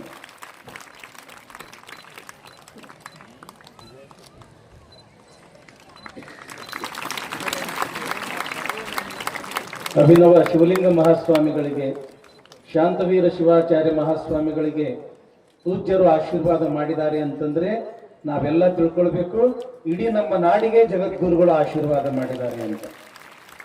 ಈ ಒಂದು ಕಾರ್ಯಕ್ರಮದಲ್ಲಿ ಆರಕ್ಷಕ ಬಳಗದವರ ಸೇವೆ ಬಹಳ ದೊಡ್ಡದು. ಸಾವಿರಾರು ಸಂಖ್ಯೆಯಲ್ಲಿ ಜನರು ಸೇರ್ತಾ ಇದ್ದಾರೆ. ಇಲ್ಲಿ ಯಾವುದೇ ರೀತಿಯ ತೊಂದರೆ ಆಗಬಾರ್ದು ಅನ್ನೋ ದೃಷ್ಟಿಯಿಂದ ನಮ್ಮ ಆರಕ್ಷಕ ದಳದವರು ತಮ್ಮದೇ ಆಗಿರತಕ್ಕಂಥ ಸೇವೆಯನ್ನು ಮಾಡಿದ್ದಾರೆ. ನಮ್ಮವರೇ ಆದ ತಮ್ಮರಾಯಗೌಡ ಪಾಟೀಲ್ DYSP ಸಾಹೇಬರು, ಆಳಂದ ವಿಭಾಗ, ಇವರು ಬಂದು ಪರಮ ಪೂಜ್ಯ ಸನ್ನಿಧಾನದವರಿಂದ ಆಶೀರ್ವಾದವನ್ನು ಪಡ್ಕೋಬೇಕು. DYSP ಸಾಹೇಬರು.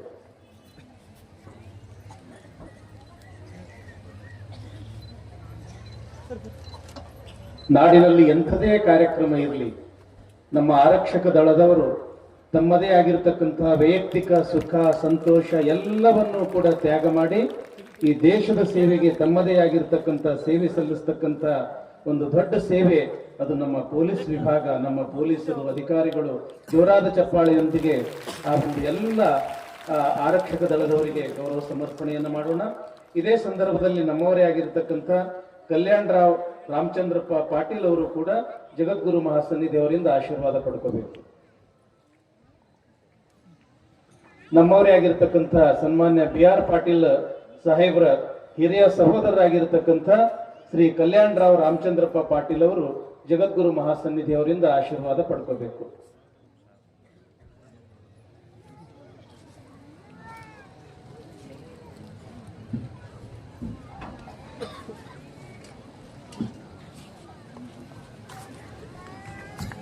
ಈಗಾಗಲೇ ಜಡಗಾದ ಪರಮ ಪೂಜ್ಯರು ತಮ್ಮ ಆಶೀರ್ವಚನದಲ್ಲಿ ತಿಳಿಸಿದಂತೆ ಇವತ್ತು ಕೊಪ್ಪಳದ ಗವಿಸಿದ್ದೇಶ್ವರ ಮಠ ಸಾಮಾಜಿಕವಾಗಿ ಎಷ್ಟೊಂದು ದೊಡ್ಡ ಪ್ರಮಾಣದಲ್ಲಿ ಅದು ಸೇವೆಯನ್ನು ಸಲ್ಲಿಸ್ತಾ ಇದೆ ಅಂತಂದ್ರೆ, ಇವತ್ತು ನಾವು ಕೊಪ್ಪಳದ ಗವಿಮಠದ ಅಂಗಳಕ್ಕೆ ಹೋದಾಗ ಅಲ್ಲಿ ತಂದೆ ಇಲ್ಲದ, ತಾಯಿ ಇಲ್ಲದ ಅಥವಾ ಬಡತನ ಎಂಬತಕ್ಕಂತಹ ಬೇಗೆಯಲ್ಲಿ ಬೇತಾ ಇರತಕ್ಕಂಥ ಒಬ್ಬರಲ್ಲ ಇಬ್ಬರಲ್ಲ ಇವತ್ತು ಸಾವಿರಾರು ಮಕ್ಕಳಿಗೆ ಅನ್ನ, ವಸ್ತ್ರ, ವಿದ್ಯೆ ಮತ್ತು ಆಶ್ರಯವನ್ನು ನೀಡಿ ಎಲ್ಲಾ ಮಕ್ಕಳನ್ನು ಸಲುತ್ತಾ ಇರತಕ್ಕಂಥದ್ದು ಕೊಪ್ಪಳದ ಗವಿಸಿದ್ದೇಶ್ವರ ಮಠ. ಅಲ್ಲಿ ಇವತ್ತು ಮೆಡಿಕಲ್ ಕಾಲೇಜ್ ಆಗಿರ್ಬೋದು, ಇಂಜಿನಿಯರ್ ಕಾಲೇಜ್ ಆಗಿರ್ಬೋದು, ಸಂಗೀತ ಪಾಠಶಾಲೆ ಆಗಿರ್ಬೋದು, ಒಂದಲ್ಲ ಎರಡಲ್ಲ 10 ಹಲವಾರು ಶಾಲೆ ಕಾಲೇಜುಗಳಿಂದ ಈ ಸಮಾಜ ಸೇವೆಯನ್ನು ಮಾಡ್ತಾ ಇರತಕ್ಕಂಥ ಮಠ ಕೊಪ್ಪಳದ ಗವಿಯ ಸಿದ್ದೇಶ್ವರ ಮಠ.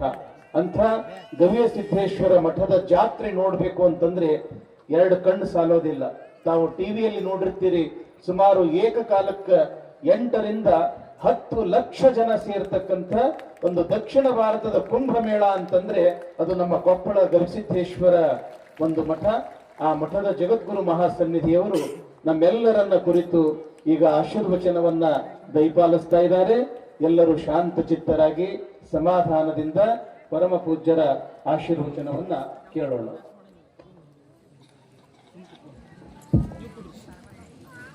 ನೀವು ಅಷ್ಟರು ಕುಂತ್ಬಿಡ್ರಿ, ಅವ್ರಿಗೆ ಕಾಣಲ್ಲ.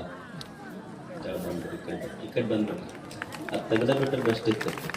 ಅಪ್ಪಿ ಈ ಕಡೆ ಇಟ್ಬಿಟ್ರೆ ನಾನು ಈ ಕಡೆ ಬಂದ್ಬಿಡಿ. ಅಪ್ಪಿ ಇವ್ರು ತೊಗೊಂಡ್ಬಿಟ್ಟಿರ್ತೀವಿ. ಸುಮ್ಮನೆ ಕೇಳ್ಬಿಡ್ರಿ, ಆಮೇಲೆ ಮಾಡುವಂತ. ಅಲ್ಲ ಅವು ಈ ಕಡೆ ಇಟ್ಬಿಡ್ರಿ, ನನಗೆ ಬರೀ ಅವು ಕಾಣ್ತಾವೆ.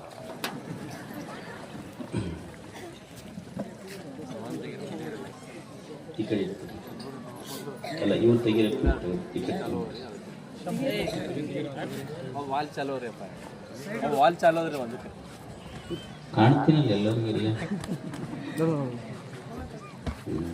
ಹೌದಲ್ಲ ಕೆಳಗೆ ಈ ಕಡೆ ತರಿಸಿ, ಈ ಕಡೆ ಇಟ್ಬಿಡ್ರಿ. ಕಾಣಿಸಲ್ಲ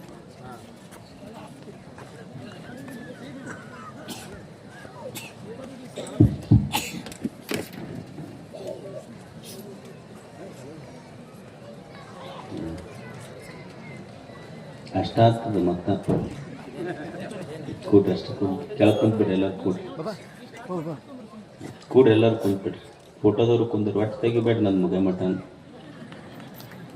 ಕೂಡ್ರಿ ಬಿಡಪ್ಪ ಮಿಕ್ಸರ್ ಕುಂತ್ಬಿಡ್ರಿ.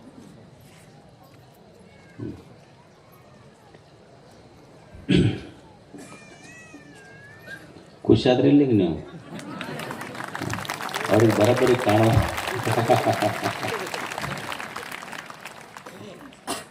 ಮುಗಿಸ್ರಂತ.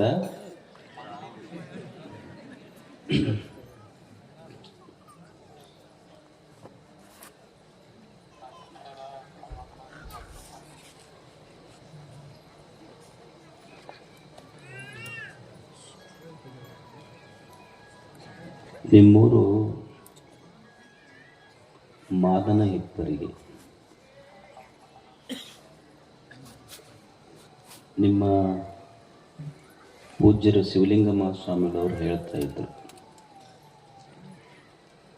ಈ ಊರಾಗ ಸುಮಾರು 11 ಜನ ಸ್ವಾಮಿಗಳು ಈ ಊರಾಗ ಜನ್ಮ ತಾಳಿದಾರಂತ. 11 ಜನ ಸ್ವಾಮಿಗಳು. 15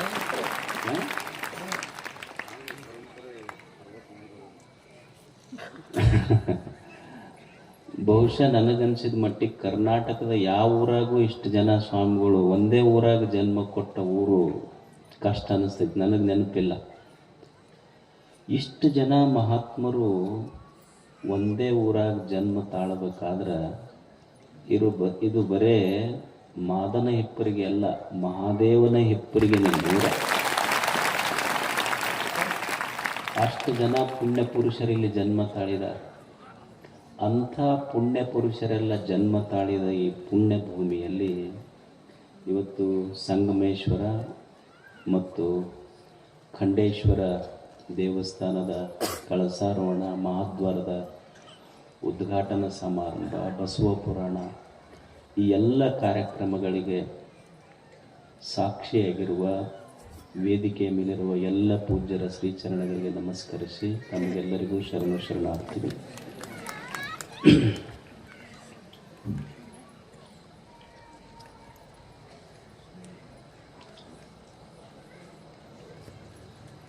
ಒಬ್ಬ ಗುರು,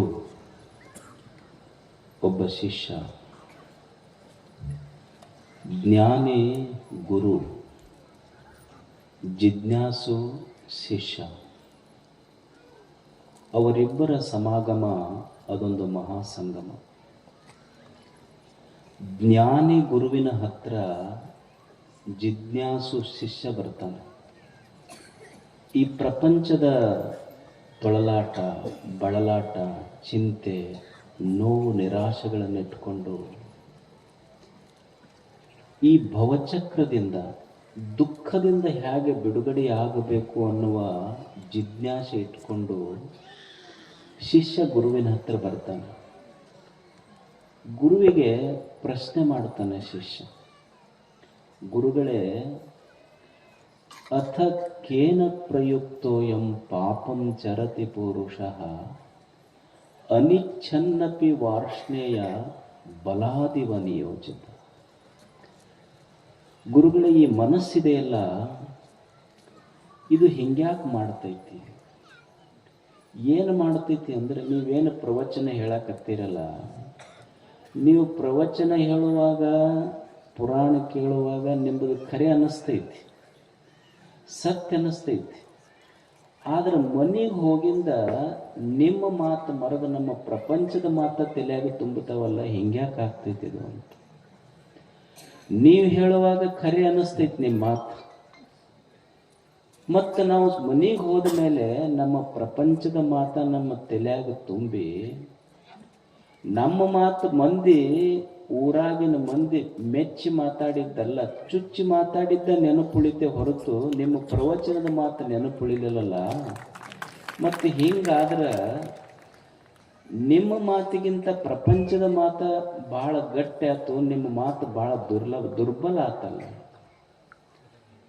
ಅಥ ಕೇನ ಪ್ರಯುಕ್ತೋ ಎಂದು ಗುರುಗಳೇ, ಇದು ಮನಸ್ಸು ಹಿಂಗ್ಯಾಕೆ ಮಾಡ್ತೈತಿ? ನೀವೆಷ್ಟು ಚಲೋ ಚಲೋ ಓದ್ಕೊಂಡು ಚಲೋ ಮಾತು ಹೇಳಿರಲ್ಲ, ನಿಮ್ಮ ಮಾತು ನೆನಪುಳಿಲಿಲ್ಲ ಈ ಮನಸ್ಸಿನಾಗ. ಊರಾಗ ಕಟ್ಟಿ ಮೇಲೆ ಕುಂತವ್ರು ಮಾತಾಡಿದ್ದು ಬಹಳ ಮಾತು ನೆನಪುಳಿತಲ್ಲ, ಇದು ಹಿಂಗ್ಯಾಕೆ ಮಾಡಿಸ್ತೈತಿ? ಇದು ಗುರುಗಳು ಎಷ್ಟು ದಿವಸದಿಂದ ಪ್ರವಚನ ಮಾಡ್ಯಾರ, ಎಷ್ಟು ಮಾತು ನೆನಪುಳಿದಾವ ನಮಗೆ. ಈಗ ತಾಯಂದಿರದಾರ, ತವ್ರ ಮನೆಯವ್ರು ಒಂದೇನಾರ ಮಾತನ್ಲಿ ಅವ್ರೇನಂತಾರ, ಅವ್ರು 10 ವರ್ಷ ಆತ್ ನೋಡಿ ಆ ಕಡೆ ಅವ್ರ ಮನೆಗೆ ಹೊಸ್ತಲನ್ನ ತೊಡ್ದಿಲ್ಲ ಅಂತ ಇವ್ರು ಅಂತಿರ್ತಾರ. ಅವ್ರು ಅಂತಾರ ಚಲೋ ಆತ 10 ಹೊಸ ಸೀರೆ ಉಳ್ದು ನಮ್ಮ ಅಂತ ಅವ್ರು ಅಂತಿರ್ತಾರೆ. ಅಂದ್ರೆ ಒಂದು ಮಾತು ಗುರುಗಳು ಇಷ್ಟು ಚಲೋ ಪ್ರವಚನ ಹೇಳ್ಯಾರಲ್ಲ ಇಷ್ಟು ದಿವಸ, ಅವ್ರ ಮಾತು ಇದಕ್ಕೆ ನೆನಪು ಉಳಿದಿಲ್ಲ ಮನಸ್ಸಿಗೆ. ಇದು ನೆನಪಿಟ್ಟುಕೊಳ್ಳಿಲ್ಲ. ಮಂದಿ ಮಾತಾಡಿದ ಚುಚ್ಚು ಮಾತ, ನಿಂದೆಯ ಮಾತು ತಲೆಯಾಗ ಉಳಿಸುವಂತಲ್ಲ ಗುರುಗಳೇ. ಈ ಮನಸ್ಸು ಹಿಂಗ್ಯಾಕೆ ಮಾಡ್ತೈತಿ ಅಂತ ಗುರುವಿನ ಪ್ರಶ್ನೆ ಇದು. ಚಂದಿಲ್ಲ ಪ್ರಶ್ನೆ. ಹಿಂಗ್ಯಾಕಾಗತ್ತಿದು ಮನಸ್ಸ? ಕೇಳಿದ್ರೆ ಇಂಥ ಪ್ರಶ್ನೆ ಕೇಳ್ಬೇಕು ಗುರುಗಳು ಭೇಟಿ ಆದ್ರೆ. ಗುರುಗಳು ಭೇಟಿ ಆದ್ರೆ ನಾವು ಇಂಥ ಪ್ರಶ್ನೆ ಕೇಳಿಲ್ಲ. ನಾವೇನು ಕೇಳಿವಿ ಅಂದ್ರೆ, ಬಂದು ಕೂಡಲೇ ಗುರುಗಳು ಕುಂತರು ನಮಸ್ಕಾರ ಮಾಡಿ, ನಾವೇನು ಕೇಳಿವಿ, ಯಪ್ಪ ನನ್ನ ಗಾಡಿ ಚಾವಿ ಕಳೆದೈತಿ ನೋಡಂತ ಇವ ಬಂದ. ಅವ್ರಂದ್ರು ಪಂಚಂಗ್ ಕಳೆದ 2 ದಿವಸ ಆಗೈತೆ, ಹುಡ್ಕಾಕತ್ತೇನಿ ನಿನ್ನ ಗಾಡಿ ಚಾವಿ. ಮತ್ತೊಬ್ಬ ಬರ್ತಾನ, ಯಪ್ಪ ಕನ್ಯಾ ಯಾವ ದಿಕ್ಕಿಗೆ ಹೋದ್ರೆ ಚಲೋ ಸಿಗ್ತೈತಿ. ಅವ್ರ ಗುರುಗಳಂದ್ರು ಈಗ ಯಾವ ದಿಕ್ಕಿಗಾರ ಹೋಗಿ, ಮದುವೆ ಆದ್ಮೇಲೆ ಮಾತ್ರ ನಿನ್ನ ಪಕ್ಕ ದಿಕ್ಕು ತಪ್ಪತೈತಿ ಅಂತ ಅವ್ರು ಹೇಳ್ತಾರೆ. ಪ್ರಶ್ನೆ ಕೇಳ್ಬೇಕಲ್ಲ ಒಬ್ಬ ಸದ್ಗುರು. ನಿಮ್ಮ ಊರಿಗೆ ಎಷ್ಟು ದಿವಸದಿಂದ ನಿಮ್ಮೂರಾಗ ಹುಟ್ಟಿದವರು ಪ್ರವಚನ ಮಾಡಕತ್ತಾರ ಹೊತ್ತುಗಳು. ಯಾಕೆ ಗುರುಗಳೇ ಹಿಂಗ್ಯಾಕೆ ಆಗ್ತೈತಿ? ಶಿಷ್ಯ ಜಿಜ್ಞಾಸುವಿನ ಪ್ರಶ್ನೆ ಎಷ್ಟು ಚಲೋ. ಅಥ ಕೇನ ಪ್ರಯುಕ್ತೋ ಎಂ ಪಾಪಂ ಚರತಿ ಪುರುಷ ಅನಿಚ್ಛನ್ನಪಿ ವಾರ್ಷ್ಣೇಯ ಬಲಾದಿವ ನಿಯೋಜಿತ. ಗುರುಗಳೇ, ನನಗೆ ಇಷ್ಟ ಇಲ್ಲ ಮಂದಿ ಆಡಿದ ಮಾತು ನೆನಪಿಟ್ಕೋಬೇಕಂತೇನು ಅಪೇಕ್ಷೆ ಇಲ್ಲ. ನಿಮ್ಮದ ಮಾತು ನೆನಪಿಟ್ಕೋಬೇಕಂತನ ಬಂದೀನಿ, ಆದ್ರೆ ನಿಮ್ಮದ ಮರ್ತೀನಿ, ಅವ್ರದ ನೆನಪಿಟ್ಕೊಂಡಿನಲ್ಲ. ಇದು ಹಿಂಗ್ಯಾಕೆ ಮಾಡಿಸ್ತೈತಿ ಮನಸ್ಸ? ಈಗ ಮಕ್ಕಳದಾರ, 5ಕ್ಕೆ ಕೇಳ್ಬೇಕಂತನ ಅಲಾರಾಮ್ ಇಟ್ಟಿರ್ತಾರ ಅವ್ರು.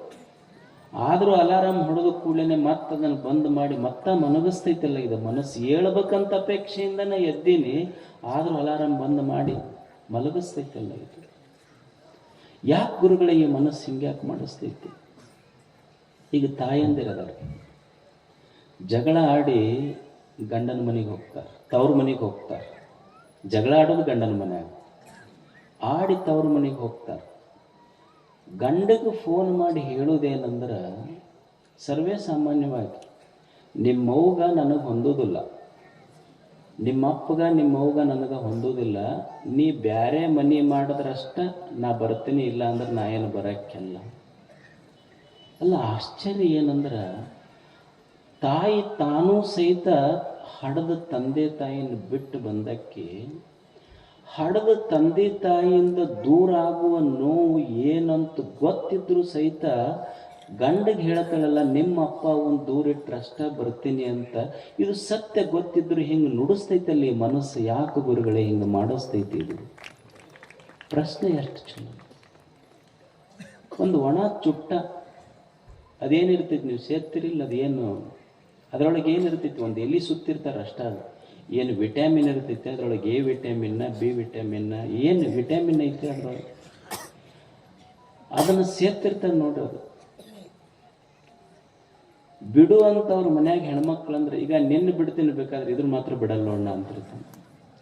TB ಹತ್ತಿ ಕೆಮ್ಮುತ್ತಿರ್ತಾನೆ ಒಂದು ಸಾವನ್.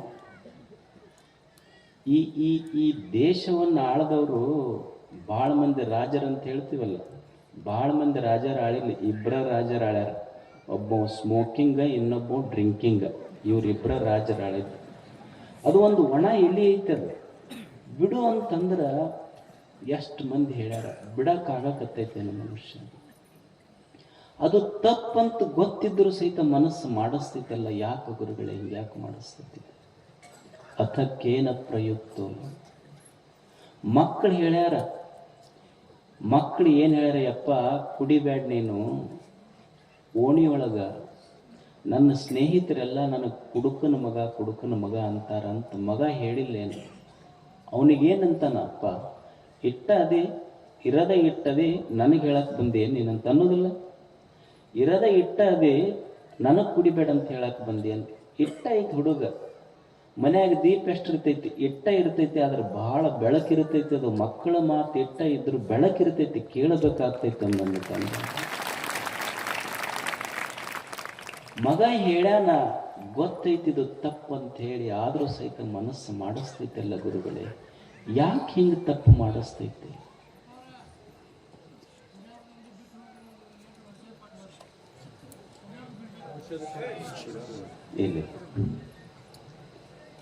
ಇಲ್ಲ ನೀವೇನು ವಚನ ಕೊಟ್ಟು ಹೋಗೋದಿಲ್ಲ, ನಾವ ವಚನ ಕೊಟ್ಟು ಹೋಗ್ಬೇಕಟ್ಟ. ಈಗ ಇಲ್ಬಿಡಿ ಸರ್.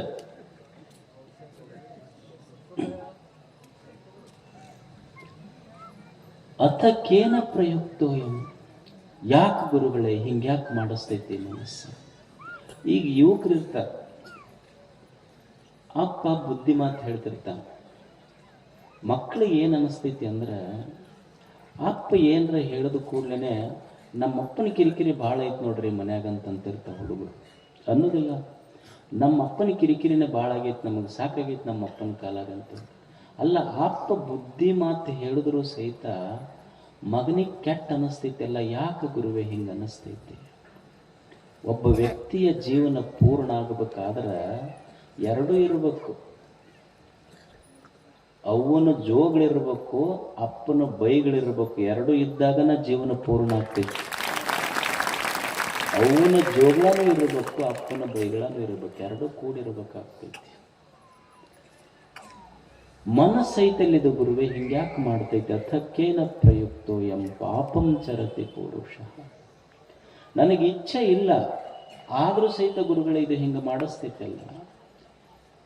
ಈಗ ಚೀಟ್ ಹಾಕೊಂತೀರಿಲ್ಲ, ಅದಕ್ಕೇನಂತೀರಿ ನೀವು? ಹಾಕೊಂತಿರಲ್ಲ, ಏನದು ಗುಟ್ಕ? ಏನದು ಗೊಟಕ್ಕ ಅಂತಾರ, ಅದು ತಗೊಂಡ್ರು ಅದಕ್ಕೆ ಗುಟ್ಕ ಅಂತಾರ. ಅದು ನೀವು ಯಾವ ಮಠ ಅನ್ನೋದಿಲ್ಲ, ಮಂದಿರ ಅನ್ನೋದಿಲ್ಲ, ಸ್ವಾಮಿಗಳಿಲ್ಲ, ಹಾಕೊಂಡ್ರನ ಅಲ್ಲೊಂದೊಂದು ನಕಾಶೆ ಬಿಡಿಸಿ ಹೋಗ್ತಾರವ್ರು. ಒಂದೊಂದು ದೇಶದ ನಕಾಶೆ ಇರ್ತೈತೆ. ಅವ್ರ ಸಮಸ್ಯೆ ಏನಂದ್ರೆ, ಕೆಲವು ಮಂದಿಗೆ ಅದು ಇಂತಲ್ಲಿ ಕುಂತಲ್ಲಿ ಹಾಕೊಂತಾರೆ. ಈಗ ಉಗುಳ್ಬೇಕಂದ್ರೆ ಕುರ್ಚಿ ಮೇಲೆ ಕುಂತಿದ್ರೆ ಬರೋದ್ರಾಗ ಮತ್ತೊಬ್ಬ ಕೊಡ್ತಾನೆ, ಬಿಟ್ಟು ಹೋಗೋದು ಕಷ್ಟ, ಹಾಕೊಂಡು ನುಂಗೋದು ಕಷ್ಟ. ಇಬ್ರು ಸಿನಿಮಾ ನೋಡಕ್ ಹೋಗಿದ್ರಂತ, ಇವ್ರ ಟೀಮ್ ಇದು ಹಾಕೊಳ್ಳೋರು. ಅವ್ರು ಸಿನಿಮಾ ನೋಡಕ್ ಹೋಗಿ ಸಿನಿಮಾ ನೋಡಕತ್ತಿದ್ರಂತ. ಸಿನಿಮಾ ನೋಡುವಾಗ ಒಬ್ಬ ಆ ಕಡೆ ಈ ಕಡೆ ಇಬ್ರು ಹಾಕೊಳ್ಳೋರ ಫ್ರೆಂಡ್ಸ್ ಅವ್ರು. ಆ ಕಡೆ ಈ ಕಡೆ ನೋಡಕತ್ತಿದ್ದ, ಮಗ್ಲಿದ್ದವ್ ಕೇಳ್ದ, ಯಾಕೋ ಏನು? ಇಲ್ಲ, ಸಿನಿಮಾರೇ ಇಂಟ್ರೆಸ್ಟಿಂಗ್ ಐತಿ, ಹಾಕ್ಕೊಂಡಿನಿ, ಉಗುಳ್ಬೇಕಾಗೈತದ. ಹೊರಗೆ ಹೋದ್ರೆ ಸಿನಿಮಾ ಹೋಗ್ತೈತಿ, ರೊಕ್ಕ ಕೊಟ್ಟು ಬಂದೀವಿ, ಇಲ್ಲೇ ಕುಂತ್ರ ಉಗುಳಕ್ಕಾಗುವೊಂದು, ಏನು ಮಾಡ್ಬೇಕು? ಅವ ಮಗ್ಲಿದ್ದ ಹೇಳ್ದ, ಇಲ್ಲ ನಿನ್ನ ಮಗ್ಗಲ್ ಕುಂತಾನಲ್ಲ, ಅವ್ರ ಫ್ರೆಂಡ್ ಇಬ್ಬರು, ಅವರು ಸ್ನೇಹಿತರು, ಮಗ್ಗಲ್ ಕುಂತಾನಲ್ಲ, ಅವನ ಕಿಶದಾಗ ಉಗುಳ ಅಂದಿವ. ಅವಾಗ ಇವ ಏನಂದ, ಅಲ್ಲ ಮಗ್ಗಲ್ ಕಿಶದಾಗ ಉಗುಳ ಅಂತೀಯಲ್ಲ, ಮತ್ತು ಅವನಿಗೆ ಗೊತ್ತಾಗೋದಿಲ್ಲ ನನ್ನ. ಅಲ್ಲ, ನಾನು 4 ಸಲ ನಿನ್ನ ಕಿಶದಾಗ ಉಗುಳಿ, ನಿನಗೇನ್ರ ಗೊತ್ತಾಗೈತೆ? ನೀಗ 4 ಸಲ ಉಗುಳಿ, ನಿನಗೇನಾರ ಗೊತ್ತಾಗೈತೆ? ಎಷ್ಟು ಮಂದಿಗೆ ತಿಂದು ಕ್ಯಾನ್ಸರ್ ಆಗೈತಿ, ತಪ್ಪಂತ ಗೊತ್ತಿದ್ರು ಸಹಿತ ಈ ಮನಸ್ಸು ಬಿಡುವಂದಲ್ಲ ಗುರುಗಳೇ. ಅಥಕ್ಕೇನ ಪ್ರಯುಕ್ತೋ ಎಂ ಪಾಪಂ ಚರತಿ ಪುರುಷ. ಇದು ತಪ್ಪಂತ ಗೊತ್ತಿದ್ದನು ಸಹಿತ ತಪ್ಪನ್ನು ಮತ್ತೆ ಮಾಡಿಸ್ಲಿಕ್ಕೆ ಹಚ್ಚತೈತಲ್ಲ ಮನಸ್ಸ. ಇದು ಹಿಂಗ್ಯಾಕೆ ಮಾಡ್ತೈತಿ ಅನ್ನೋದೇ ಶಿಷ್ಯನ ಪ್ರಶ್ನೆ. ಯಾಕೆ ಮಾಡಿಸ್ತೈತ್ರಿ? ನನಗೇನು ಇಚ್ಛೆ ಇಲ್ಲ ಗುರುಗಳೇ ಹಿಂಗೆ ಮಾಡ್ಬೇಕಂತ, ಆದರೂ ಮನಸ್ಸು ಮುದ್ದ ಮಾಡಿಸ್ತೈತಲ್ಲ ಇದು. ಗುರುಗಳಿಗೆ ಪ್ರಶ್ನೆ ಮಾಡ್ತಾನೆ ಶಿಷ್ಯ. ಒಂದು ಕಲ್ಲೈತಿ, ಕಲ್ಲ. ಗುರುಗಳೇ, ಒಂದು ಕಲ್ಲ ಗರ್ಭಗುಡಿಯೊಳಗೆ ಒಮ್ಮೆ ಹೋಗೈತಿ. ಒಮ್ಮೆ ಹೋದ ಕಲ್ಲ ಗರ್ಭಗುಡಿಯೊಳಗೆ ಹೋಗಿ ದೇವರಾಗೈತಿ. ನಾ ಇಷ್ಟು ವರ್ಷದಿಂದ ದೇವಸ್ಥಾನದ ಗರ್ಭಗುಡಿಯಾಗ ಹೋಗಕತ್ತೀನಿ, ನಾ ಕಲ್ಲಾಗೇನೆ ಉಳ್ದೇನಿ. ಇನ್ನೂ ಒಂದು ಕಲ್ಲು ದೇವರಾಗೋ ಸಾಮರ್ಥ್ಯ ಐತಿ, ನಾನು ಯಾಕೆ ಹಿಂಗೆ ಉಳಿದೀನಿ ಗುರುಗಳೇ ಹೇಳಿ ನನಗೆ? ಯಾಕೆ ಮನಸ್ಸಿಗೆ ಇದು ಕೆಟ್ಟದ್ದಂತ ಗೊತ್ತಿದ್ರು ಸಹಿತ ಮಾಡಿಸ್ತೈತಲ್ಲ ಈ ಮನಸ್ಸು? ಅಥಕ್ಕೇನ ಪ್ರಯುಕ್ತೋ? ಇದು ಶಿಷ್ಯನ ಪ್ರಶ್ನೆ. ಯಾಕೆ ಮಾಡಿಸ್ತೈತಿ ಹಿಂಗಂದ್ರೆ, ಬ್ಯಾಡಂತ ಇಚ್ಛೆ ಇದ್ರೂ ಮಾಡಿಸ್ತೈತಲ್ಲ ಮನಸ್ಸು. ಯಾಕಂದ್ರೆ ಈಗ ನೀವು ರೈತರು ಈಗ ಶೇಂಗಾ ಬಿತ್ತೀರಿ. ಶೇಂಗಾ ಹೆಂಗೆ ಬಿತ್ತೀರಿ? ಸೊಟ್ಟಿ ತೆಗೆದು ಬಿತ್ತೀರಿಲ್ಲ? ಸೊಪ್ಪೆದ ಸೊಟ್ಟಿ ಅಂತೀರಿಲ್ಲ, ಅದಕ್ಕೇನು ಸೊಟ್ಟಿ ತೆಗೆದ ಬಿತ್ತೀರಿಲ್ಲ ಬಿತ್ತುವಾಗ. ಮತ್ತು ಬೆಳೆ ಬಂದ ಮೇಲೆ ಬಂದೈತಲ್ಲ, ಹೆಂಗೆ ಬಂದೈತೆ ಅದು? ಬೀಜ ಬಂದೈತೆ, ಏನು ಸೊಟ್ಟಿ ತೊಗೊಂಡು ಬಂದೈತೆ? ಅಲ್ಲ, ತೆಗೆದು ಬಿತ್ತಿದ್ರೆ ಇಲ್ಲ ಅದನ್ನು. ಮತ್ತು ಸೊಟ್ಟಿ ಬಂತು ಎಲ್ಲಿಂದ ಅದು ಅಂತ? ತೆಗೆದಿದ್ದು ಬೀಜ ತೆಗೆದ ಬಿತ್ತೀರಿ, ಬಂದಿದ್ದು ಮಾತ್ರ ಸೊಟ್ಟಿ ಸಮೇತ ಬಂದೈತಲ್ಲ. ಹಂಗೆ ಈ ಮನಸ್ಸು ಪುರಾಣ ಕೇಳುವಾಗ ಹಿಂಗೆಲ್ಲ ತೆಗೆದಂಗೆ ಅನಿಸ್ತೈತಿ. ಬಂತೆಲ್ಲಿಂದ ಅಂದ್ರೆ ಜನ್ಮ ಜನ್ಮಾಂತರದೊಳಗೆ ಮಾಡಿದ್ದ ಮನಸ್ಸಿನೊಳಗೆ ಕುಂತೈತಲ್ಲ, ಅದು ಸೊಟ್ಟಿ ತೊಗೊಂಡು ಬಂದಿರ್ತೈತೆ. ಅದಕ್ಕೆ ಹಿಂಗೆ ಮಾಡಿಸ್ತೈತಿ ಮನಸ್ಸು ಅಂತ ಹೇಳ್ತಾರೆ. ಇದು ನೀ ಇವತ್ತು ಮಾಡಿದ್ದಲ್ಲಪ್ಪ, ಜನ್ಮ ಜನ್ಮಾಂತರದೊಳಗೆ ಇದು ಮಾಡಿ ಆಯುಷ್ಯ ಪೂರ್ತಿ ಇದನ್ನು ಮಾಡಿ ಒಂದು ದಿವಸ ನೀ ಇದು ಮನಸ್ಸಿಗೆ ಹೇಳಿದ್ರೆ ಇದು ಮುಗಿತೈತೆ. ಮತ್ತು ಶಿಷ್ಯ ಅಂದ್ರೆ ಏನು ಮಾಡ್ಬೇಕಾರ ಗುರುಗಳೇ? ಇದಕ್ಕೆ ಹಿಂಗೈತಿ ಖರೆ, ನನ್ನ ಇಚ್ಛಾರ ಇದು ಮನಸ್ಸು ನಾ ಹೇಳ್ದಂಗೆ ಕೇಳ್ಬೇಕಂತೀನಿ, ಆದರೂ ಇದು ಕೆಟ್ಟದ್ದು ಮಾಡ್ಲಿಕ್ಕೆ ಕಸ್ತೈತಲ್ಲ, ಏನು ಮಾಡೋದು? ಇದಕ್ಕೆ ಏನೂ ಮಾಡೋದಿಲ್ಲ, ಒಂದೇ ದಾರಿ ಇರೋದು ಇದಕ್ಕೆ. ಈಗ ನೀವು ತಾಯಂದಿರು ಮನ್ಯಾಗ ಸಾಂಬಾರು ಮಾಡ್ತೀರಿ. ಸಾಂಬಾರು ಮಾಡೋ ಬೊಗೋಣಿ ಒಳಗೆ ಒಂದು ದಿವ್ಸ ಚಹಾ ಮಾಡ್ರಿ, ಹೆಂಗಿರ್ತೈತೆ ಅದು? ಖಾರಬೇಳಿ ಮಾಡತ್ತೀರಿಲ್ಲ? ಖಾರಬೇಳಿ ಮಾಡೋ ಬೊಗೋಣಿ ಒಳಗೆ ಚಹಾ ಮಾಡಿದ್ರೆ ಹೆಂಗೆ ಹತ್ತೈತೆ ಅದು? ಖಾರ ಹತ್ತೈತಿ. ಮತ್ತು ಅದು ಖಾರ ಹೋಗ್ಬೇಕಂದ್ರೆ ಏನು ಮಾಡ್ಬೇಕು? ಏನೂ ಮಾಡೋದಿಲ್ಲ, ಹಂಗೆ ಸುಮ್ಮನೆ ಚಹಾ ಮಾಡ್ಕೊಂತ ಹೋಗೋದು. ಒಂದು ದಿವ್ಸ ತಾನ ಖಾರ ಹತ್ತದು ಹೋಗ್ತೈತದ ಅಷ್ಟೆ. ಇದು ಮನಸ್ಸು ಚಲೋ ಆಗಬೇಕಂದ್ರೆ ಏನೂ ಮಾಡ್ಬೇಕಾಗಿಲ್ಲ, ಅವ್ರದ್ದು ಹಂಗೆ ಪ್ರವಚನ ಮೆಲ್ಲಕ್ಕೆ ಕೇಳ್ಕೊಂತ ಹೋಗೋದು. ಒಂದು ದಿವ್ಸ ಖಾರದ್ದು ಬಿಡ್ತೈತಿ, ಮನಸ್ಸು ಸಿಹಿಯಾಗಿ ನಿರ್ಮಾಣ ಆಗ್ತೈತಿ. ಇದಕ್ಕೆ ಬೇರೆ ದಾರಿಗಳಿಲ್ಲ. ನೀವು ಏನಾರ ಮಾಡಕ್ಕೆ ಹೋದ್ರೆ ಏನಾರ ಆಗ್ತೈತದ? ಏನೂ ಮಾಡುವಂಗಿಲ್ಲ, ಸುಮ್ಮನೆ ಕೇಳೋದಷ್ಟೆ. ಅವ್ರು ಏನು ಹೇಳ್ಯಾರ ಸುಮ್ಮ ಕೇಳ್ಕೊಂತ ಇರೋದು. ಕೇಳಬೇಕಲ್ಲ ಮನುಷ್ಯ. ಬೋಧಿಧರ್ಮ ಅಂತ ಒಬ್ಬ ಗುರು ಇದ್ದ. ಬೋಧಿಧರ್ಮ ಭಾರತದ ಬೌದ್ಧ ಗುರು ಆತ. ಚೈನಾಕ್ಕೆ ಹೋಗಿದ್ದು. ಬೋಧಿಧರ್ಮ ಅಲ್ಲಿ ಸನ್ಯಾಸಿಗಳಿಗೆ ಪಾಠ ಹೇಳ್ತಿದ್ರು ಅವರು. ನಮ್ಮಲ್ಲಿ ಹೆಂಗೆ ಕರಾಟೆ ಕಲಿಸ್ತಾರಲ್ಲ, ಹಂಗೆ ಸನ್ಯಾಸಿಗಳಿಗೆ ಕುಂಗುಫು ಕಲಿಸ್ತಿದ್ರು ಅವರು. ಕುಂಗುಫು. ಬೋಧಿಧರ್ಮ ಅಲ್ಲಿ ಪ್ರವಚನ ಮಾಡ್ತಿದ್ದ ಜನರಿಗೆ. ಎಲ್ಲಿ? ಚೈನಾದೊಳಗೆ ಆಶ್ರಮ ಇತ್ತು, ಪ್ರವಚನ ಮಾಡ್ತಿದ್ರು. ಅವ್ರು ಪ್ರವಚನ ಹೇಳೋ ಸ್ಟೈಲ್ ನಾವು ಹೆಂಗೆ ಮಾಡ್ತೀವಿ ಹಂಗೆ ಮಾಡ್ತಿದ್ದಿಲ್ಲ ಅವರು. ಅವ್ರದ್ದೊಂದು ಡಿಫ್ರೆಂಟ್ ಸ್ಟೈಲ್ ಇತ್ತು.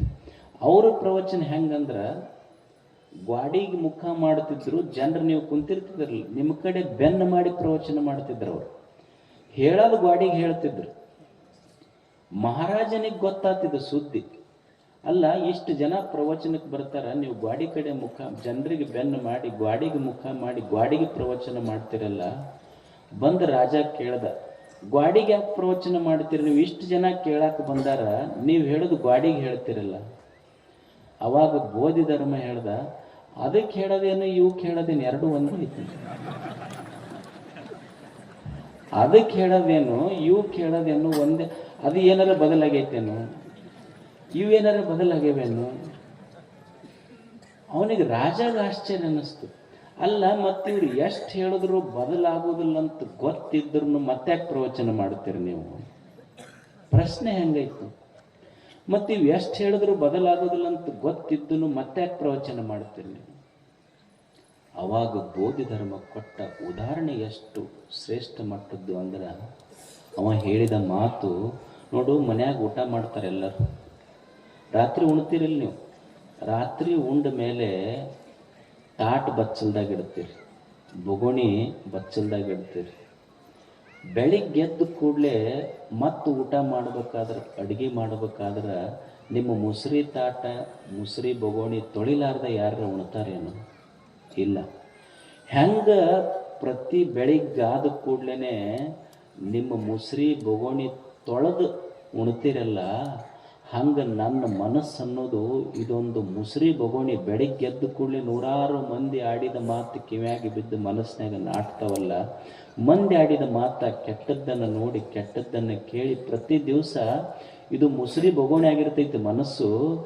ಮಂದಿ ಸಲುವಾಗಿ ಪ್ರವಚನ ಅಂತಲ್ಲ, ಎದಕ್ಕೆ ಮಾಡ್ತೀನಿ ಅಂದ್ರೆ ನನ್ನ ಮುಸ್ರಿ ಬೊಗೋಣಿ ತೊಳ್ಕೊಬೇಕಾಗೈತಿ, ನಾನು ಮಂದಿಗೆ ಹೇಳಕ್ಕಲ್ಲದು. ನಮ್ಮ ಬೊಗೋಣಿ ತೊಳ್ಕೊಳ್ಳೋದೈತಿ, ಇಲ್ಲಿ ಯಾರ ಬೊಗೋಣಿ ತೊಳೆಯೋದಿಲ್ಲ, ಈಗ ನಮ್ಮ ಬೊಗೋಣಿ ತೊಳ್ಕೊಂಡು ಸ್ವಚ್ಛ ಮಾಡಿ ಊಟ ಮಾಡಬೇಕಾಗಿತ್ತು ಅಷ್ಟೆ. ಅದಕ್ಕಾಗಿ ಇಲ್ಲೊಂದು ಪ್ರವಚನ, ಬಸವ ಪುರಾಣ, ಬಸವಾದಿ ಶರಣರು ನಿಮ್ಮೂರಿನ ಪೂಜ್ಯರೇ ಇಲ್ಲಿ ಸುಮಾರು ದಿನಗಳಿಂದ ಬಸವ ಪುರಾಣ ಹೇಳಕತ್ತಾರೆ. ಎಷ್ಟು ದೊಡ್ಡವರು ಶರಣರು, 12ನೇ ಶತಮಾನದಲ್ಲಿ ಎಲ್ಲಿಂದ ಬಂದರು ಅವರೆಲ್ಲ, ಎಷ್ಟು ದೂರದಿಂದ ಬಂದರು, ಅವರು ಕಲಿಸಿದ್ದೇನು? ಇಷ್ಟೆಲ್ಲ ಪ್ರವಚನ ಕೇಳಕತ್ತೀವಲ್ಲ, ನಮ್ಮೆಲ್ಲರ ಅಪೇಕ್ಷೆ ಏನು ಅಂದ್ರೆ ನಮಗೆ ದುಃಖ ಆಗಬಾರ್ದು, ನಮಗೆ ದುಃಖ ಹೋಗಬೇಕು, ನಮಗೆ ಸಂತೋಷ ಸಿಗಬೇಕು. ಇಷ್ಟೇ ಅಲ್ಲ ನಾವೆಲ್ಲರೂ ಬಯಸಿದ್ದು. ನಾವು ಪ್ರವಚನ ಕೇಳಿ ಏನಾರ ಕೆಲಸ ಮಾಡಲಿಕ್ಕೆ ಬಯಸಿದ್ದಿಷ್ಟೇ ಅಲ್ಲ, ದುಃಖದಿಂದ ಬಿಡುಗಡೆ ಆಗಬೇಕು, ಸುಖ ಸಿಗಬೇಕು, ಇಷ್ಟೇ ನಮ್ಮೆಲ್ಲರ ಅಪೇಕ್ಷೆ. ಅದಕ್ಕೆ ಶರಣರು ಒಂದು ಸಂಶೋಧನೆ ಮಾಡಿದ್ರು. ಏನು ಮಾಡಿದ್ರು? ಆಶೆ ಎಂಬುದು ಭವದ ಬೀಜ, ನಿರಾಶೆ ಎಂಬುದು ನಿತ್ಯ ಮುಕ್ತಿ. ಕಾಳವ್ಯ ಅಂತ ಒಬ್ಬ ಶರಣ ಇದ್ಲು 12ನೇ ಶತಮಾನದಲ್ಲಿ. ಉರುಲಿಂಗ ಪೆದ್ದಿಗಳ ಸ್ತ್ರೀ ಕಾಳವ್ಯ, ಪುಣ್ಯ ಸ್ತ್ರೀ ಕಾಳವ್ಯ ಆಕೆ ಹೆಸರು. ಆಕೆ ಒಂದು 3-4 ಮಾತು ಹೇಳ್ತಾಳೆ. ಮನುಷ್ಯ ಸುಖಿಯಾಗಿರಬೇಕು ಅಂದ್ರೆ 12ನೇ ಶತಮಾನದ ಶರಣರ ಸಂಶೋಧನೆ, ಮನುಷ್ಯ ಸಂತೋಷವಾಗಿರಬೇಕಾದ್ರೆ ಹೆಂಗಿರಬೇಕು? ಸತ್ಯ ಶುದ್ಧವಲ್ಲದದು ಕಾಯಕವಲ್ಲ, ಕೃತ್ಯ ಕಾಯಕವಿಲ್ಲದವರು ಭಕ್ತರಲ್ಲ. ಸತ್ಯ ಶುದ್ಧವಿಲ್ಲದದು ಕಾಯಕವಲ್ಲ, ನಿರಾಶೆ ಎಂಬುದು ನಿತ್ಯ ಮುಕ್ತಿ, ಆಶೆ ಎಂಬುದು ಭವದ ಬೀಜ, ನಿರಾಶೆ ಎಂಬುದು ನಿತ್ಯ ಮುಕ್ತಿ. ನಮ್ಮ ಉರುಲಿಂಗ ಪೆದ್ದಿಗಳ ರಸರಲ್ಲಿ ಸದರವಲ್ಲ ಕಾಣವು. 4 ಮಾತು ಹೇಳ್ತಾಳೆ ಆಕೆ, ಸ್ವಲ್ಪ ಹೇಳಿ ಮುಗಿಸ್ತೇನೆ. ಆಕೆ ಏನಂತಾಳೆ ಅಂದ್ರೆ, ಮೊದಲು ಕೆಲಸ ಮಾಡೋ ಕೆಲಸ ಪ್ರೇಮದಿಂದ ಮಾಡು, ಮತ್ತೇನು ಕೆಲಸ ಮಾಡಕತ್ತೀಯಲ್ಲ ಭಾಳ ಅಪೇಕ್ಷೆ ಮಾಡಬೇಡ. ನೀ ಮಾಡಿದ ಕೆಲಸದಕ್ಕೆ ಫಲದ ಅಪೇಕ್ಷೆ ಮಾಡಬೇಡ. ಇಷ್ಟಿದ್ರೆ ಸಾಕು, ನೀನು ಮುಕ್ತನಾಗುವೆ. ಏನು ಕೆಲಸ ಮಾಡ್ತೀಯಲ್ಲ ಮೊದಲು ಕೆಲಸ ಮಾಡು. ಆಕೆ ಹೇಳಿದ ಮಾತೇನು ಅಂದ್ರೆ, ಕೃತ್ಯ ಕಾಯಕವಿಲ್ಲದವರು ಭಕ್ತರಲ್ಲ. ಏನು ಕೆಲಸ ಮಾಡ್ತೀಯಲ್ಲ ಮೊದಲು ಕೆಲಸ ಮಾಡೋ ಕೆಲಸ ಚಂದ ಮಾಡು, ಮೊದಲು ಕೆಲಸ ಮಾಡು. ನಾವೆಲ್ಲರೂ ಕಲಿಬೇಕಾದದ್ದೇನು? ಶರಣರು ಕಲಿಸಿದ್ದು ಅಂದ್ರೆ ಕಾಯಕದ ಸಂಸ್ಕೃತಿ. ದುಡಿಬೇಕಲ್ಲ ಮನುಷ್ಯ. ದೇವರ ಈ ನಿಸರ್ಗ, ದೇವರು ಏನೊಂದು ಸಾಫ್ಟ್ವೇರ್ ಎಷ್ಟು ಚಲೋ ಡಿಸೈನ್ ಮಾಡ್ಯಾನಿಲ್ಲ ಅಂದ್ರೆ, ನೀವು ಸುಮ್ಮನೆ ವಿಚಾರ ಮಾಡ್ರಿ. ಕಾಲಿಲ್ದವರು ಭಾಳ ಮಂದಿ ಅದಾರ, ಹುಟ್ಸ್ಯಾನಿಲ್ಲ ದೇವರು.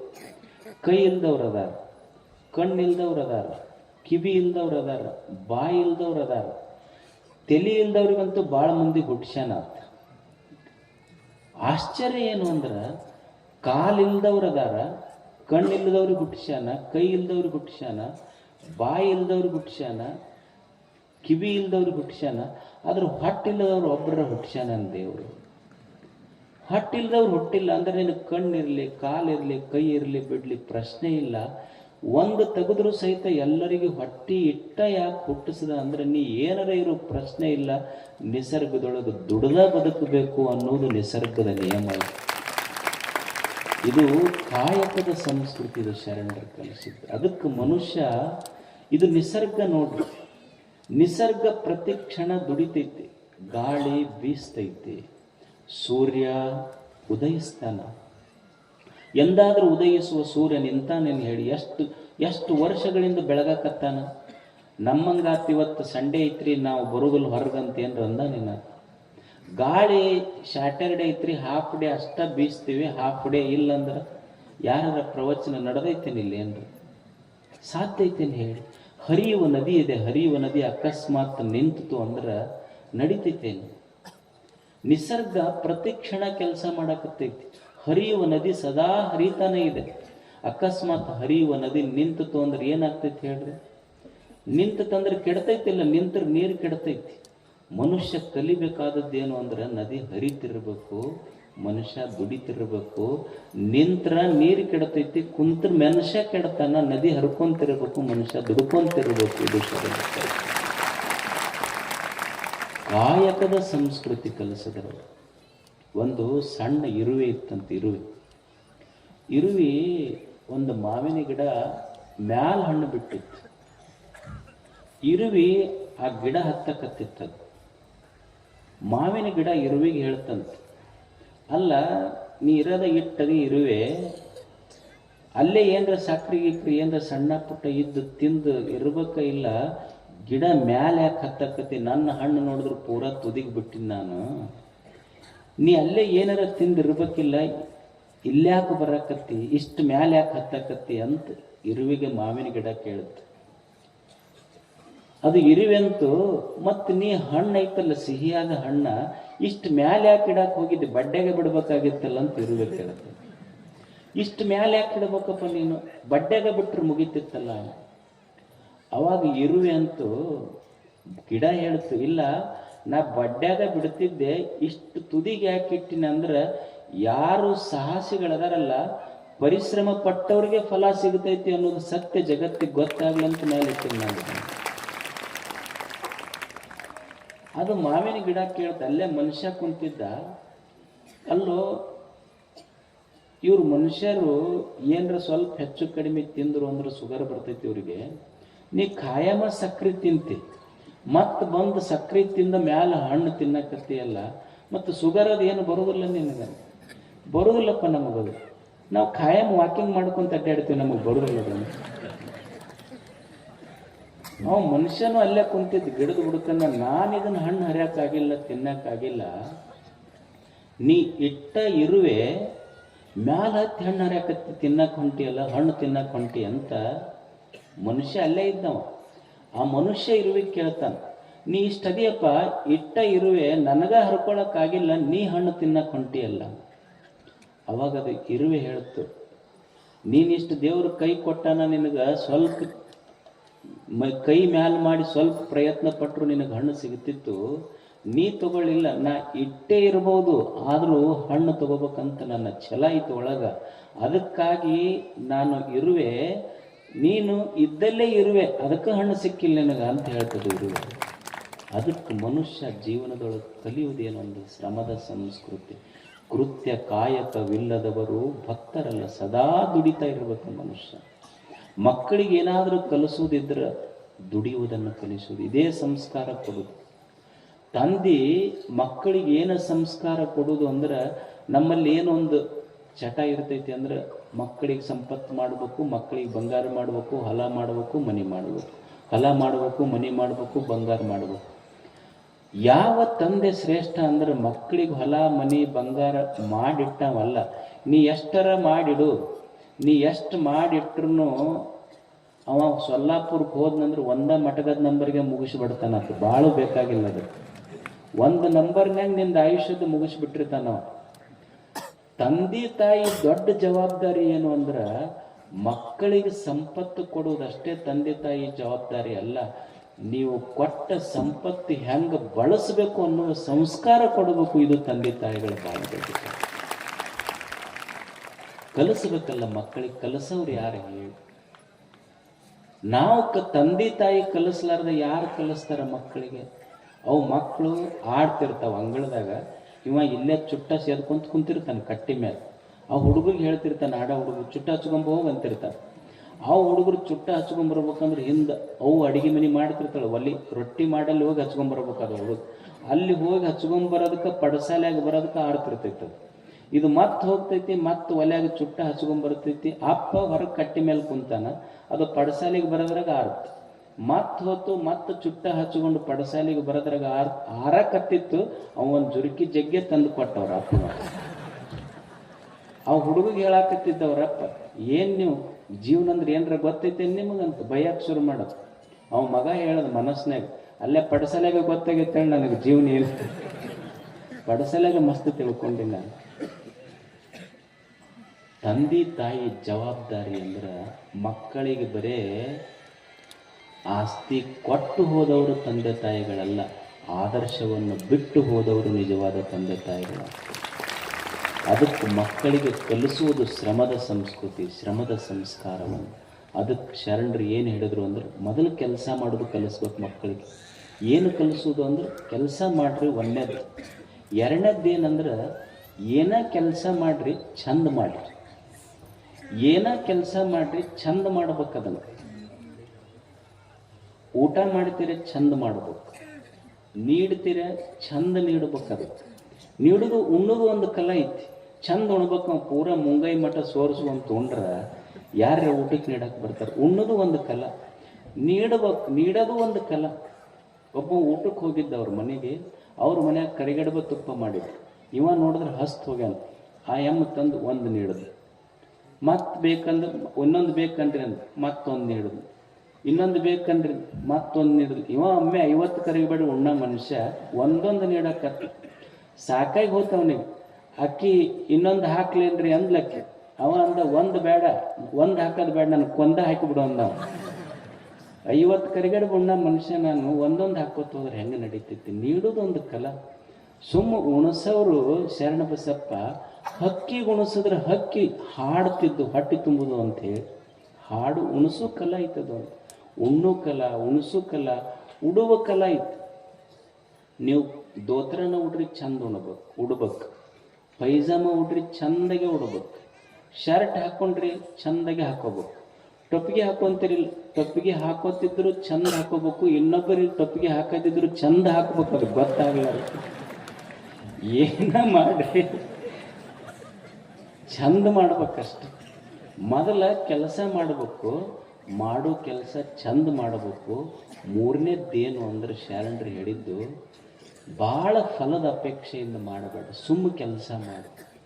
ಈ ಜಗತ್ತಿನೊಳಗೆ ನಮಗೆಲ್ಲ ದುಃಖ ಯಾಕಾಗೈತಿ ಅಂದ್ರೆ, ಮನುಷ್ಯನ ದುಃಖಕ್ಕೆ ಕಾರಣ ಏನು ಅಂದ್ರೆ, ನಾ ಬಯಸಿದ್ದೆಲ್ಲ ಸಿಗಬೇಕು, ಸಿಕ್ಕಿದ್ದು ನನ್ನಿಂದ ಬಿಟ್ಟು ಹೋಗಬಾರ್ದು ಅನ್ನೋದು ನಮ್ಮ ಇಚ್ಛೆ.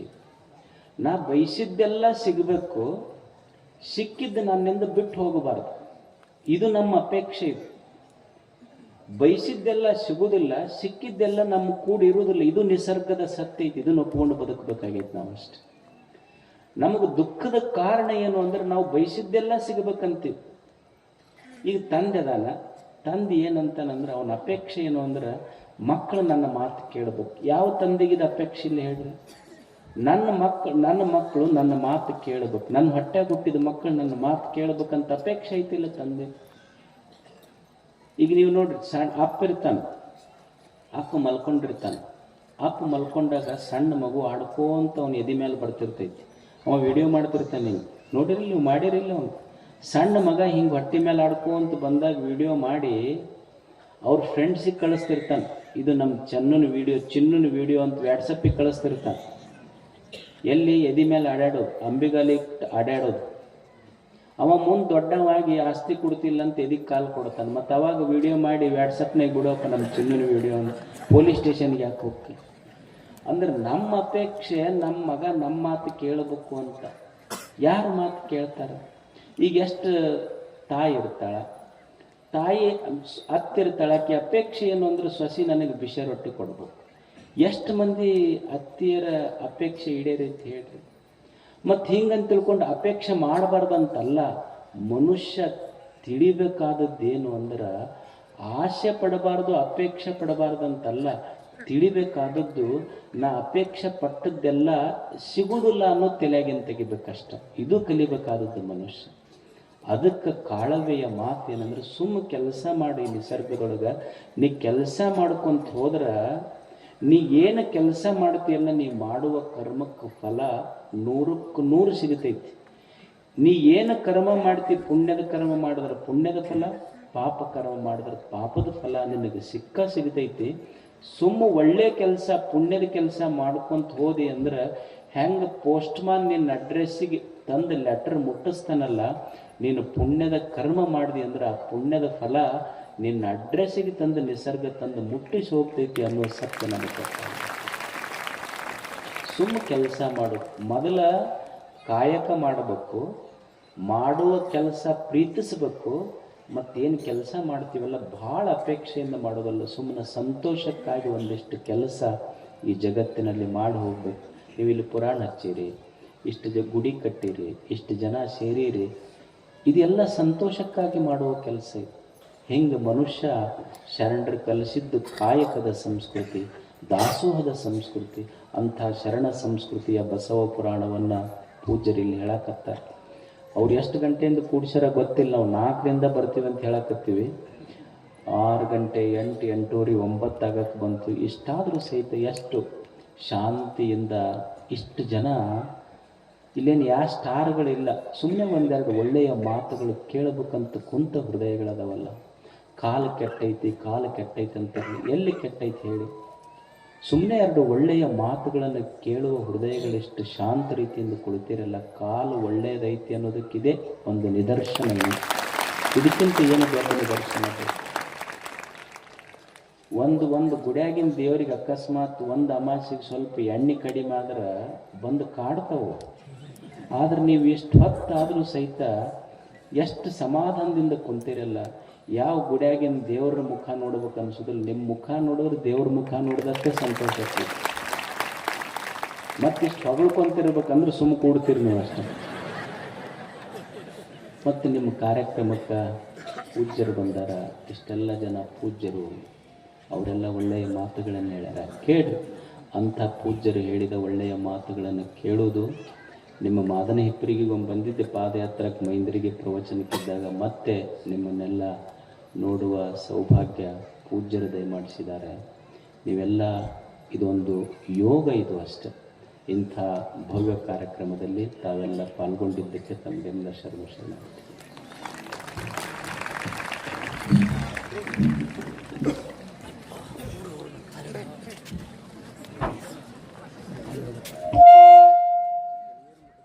ನಮ್ಮ ನಿಜವಾದ ಸಂಪತ್ತು ಅಂತಂದರೆ ಅನ್ನ, ನೀರು, 4 ಒಳ್ಳೆಯ ಮಾತುಗಳು.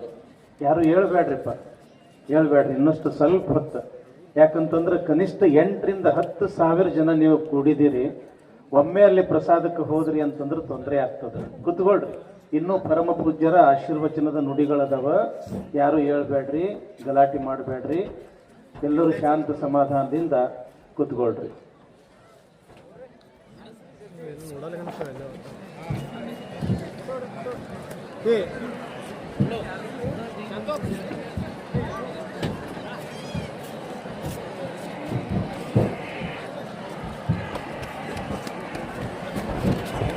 ದಯವಿಟ್ಟು ಇನ್ನೂ ಕಾರ್ಯಕ್ರಮ ಐತಿ, ಇಲ್ಲಿ ನೋಡ್ರಿ ನಮ್ಮ ಊರವ್ರು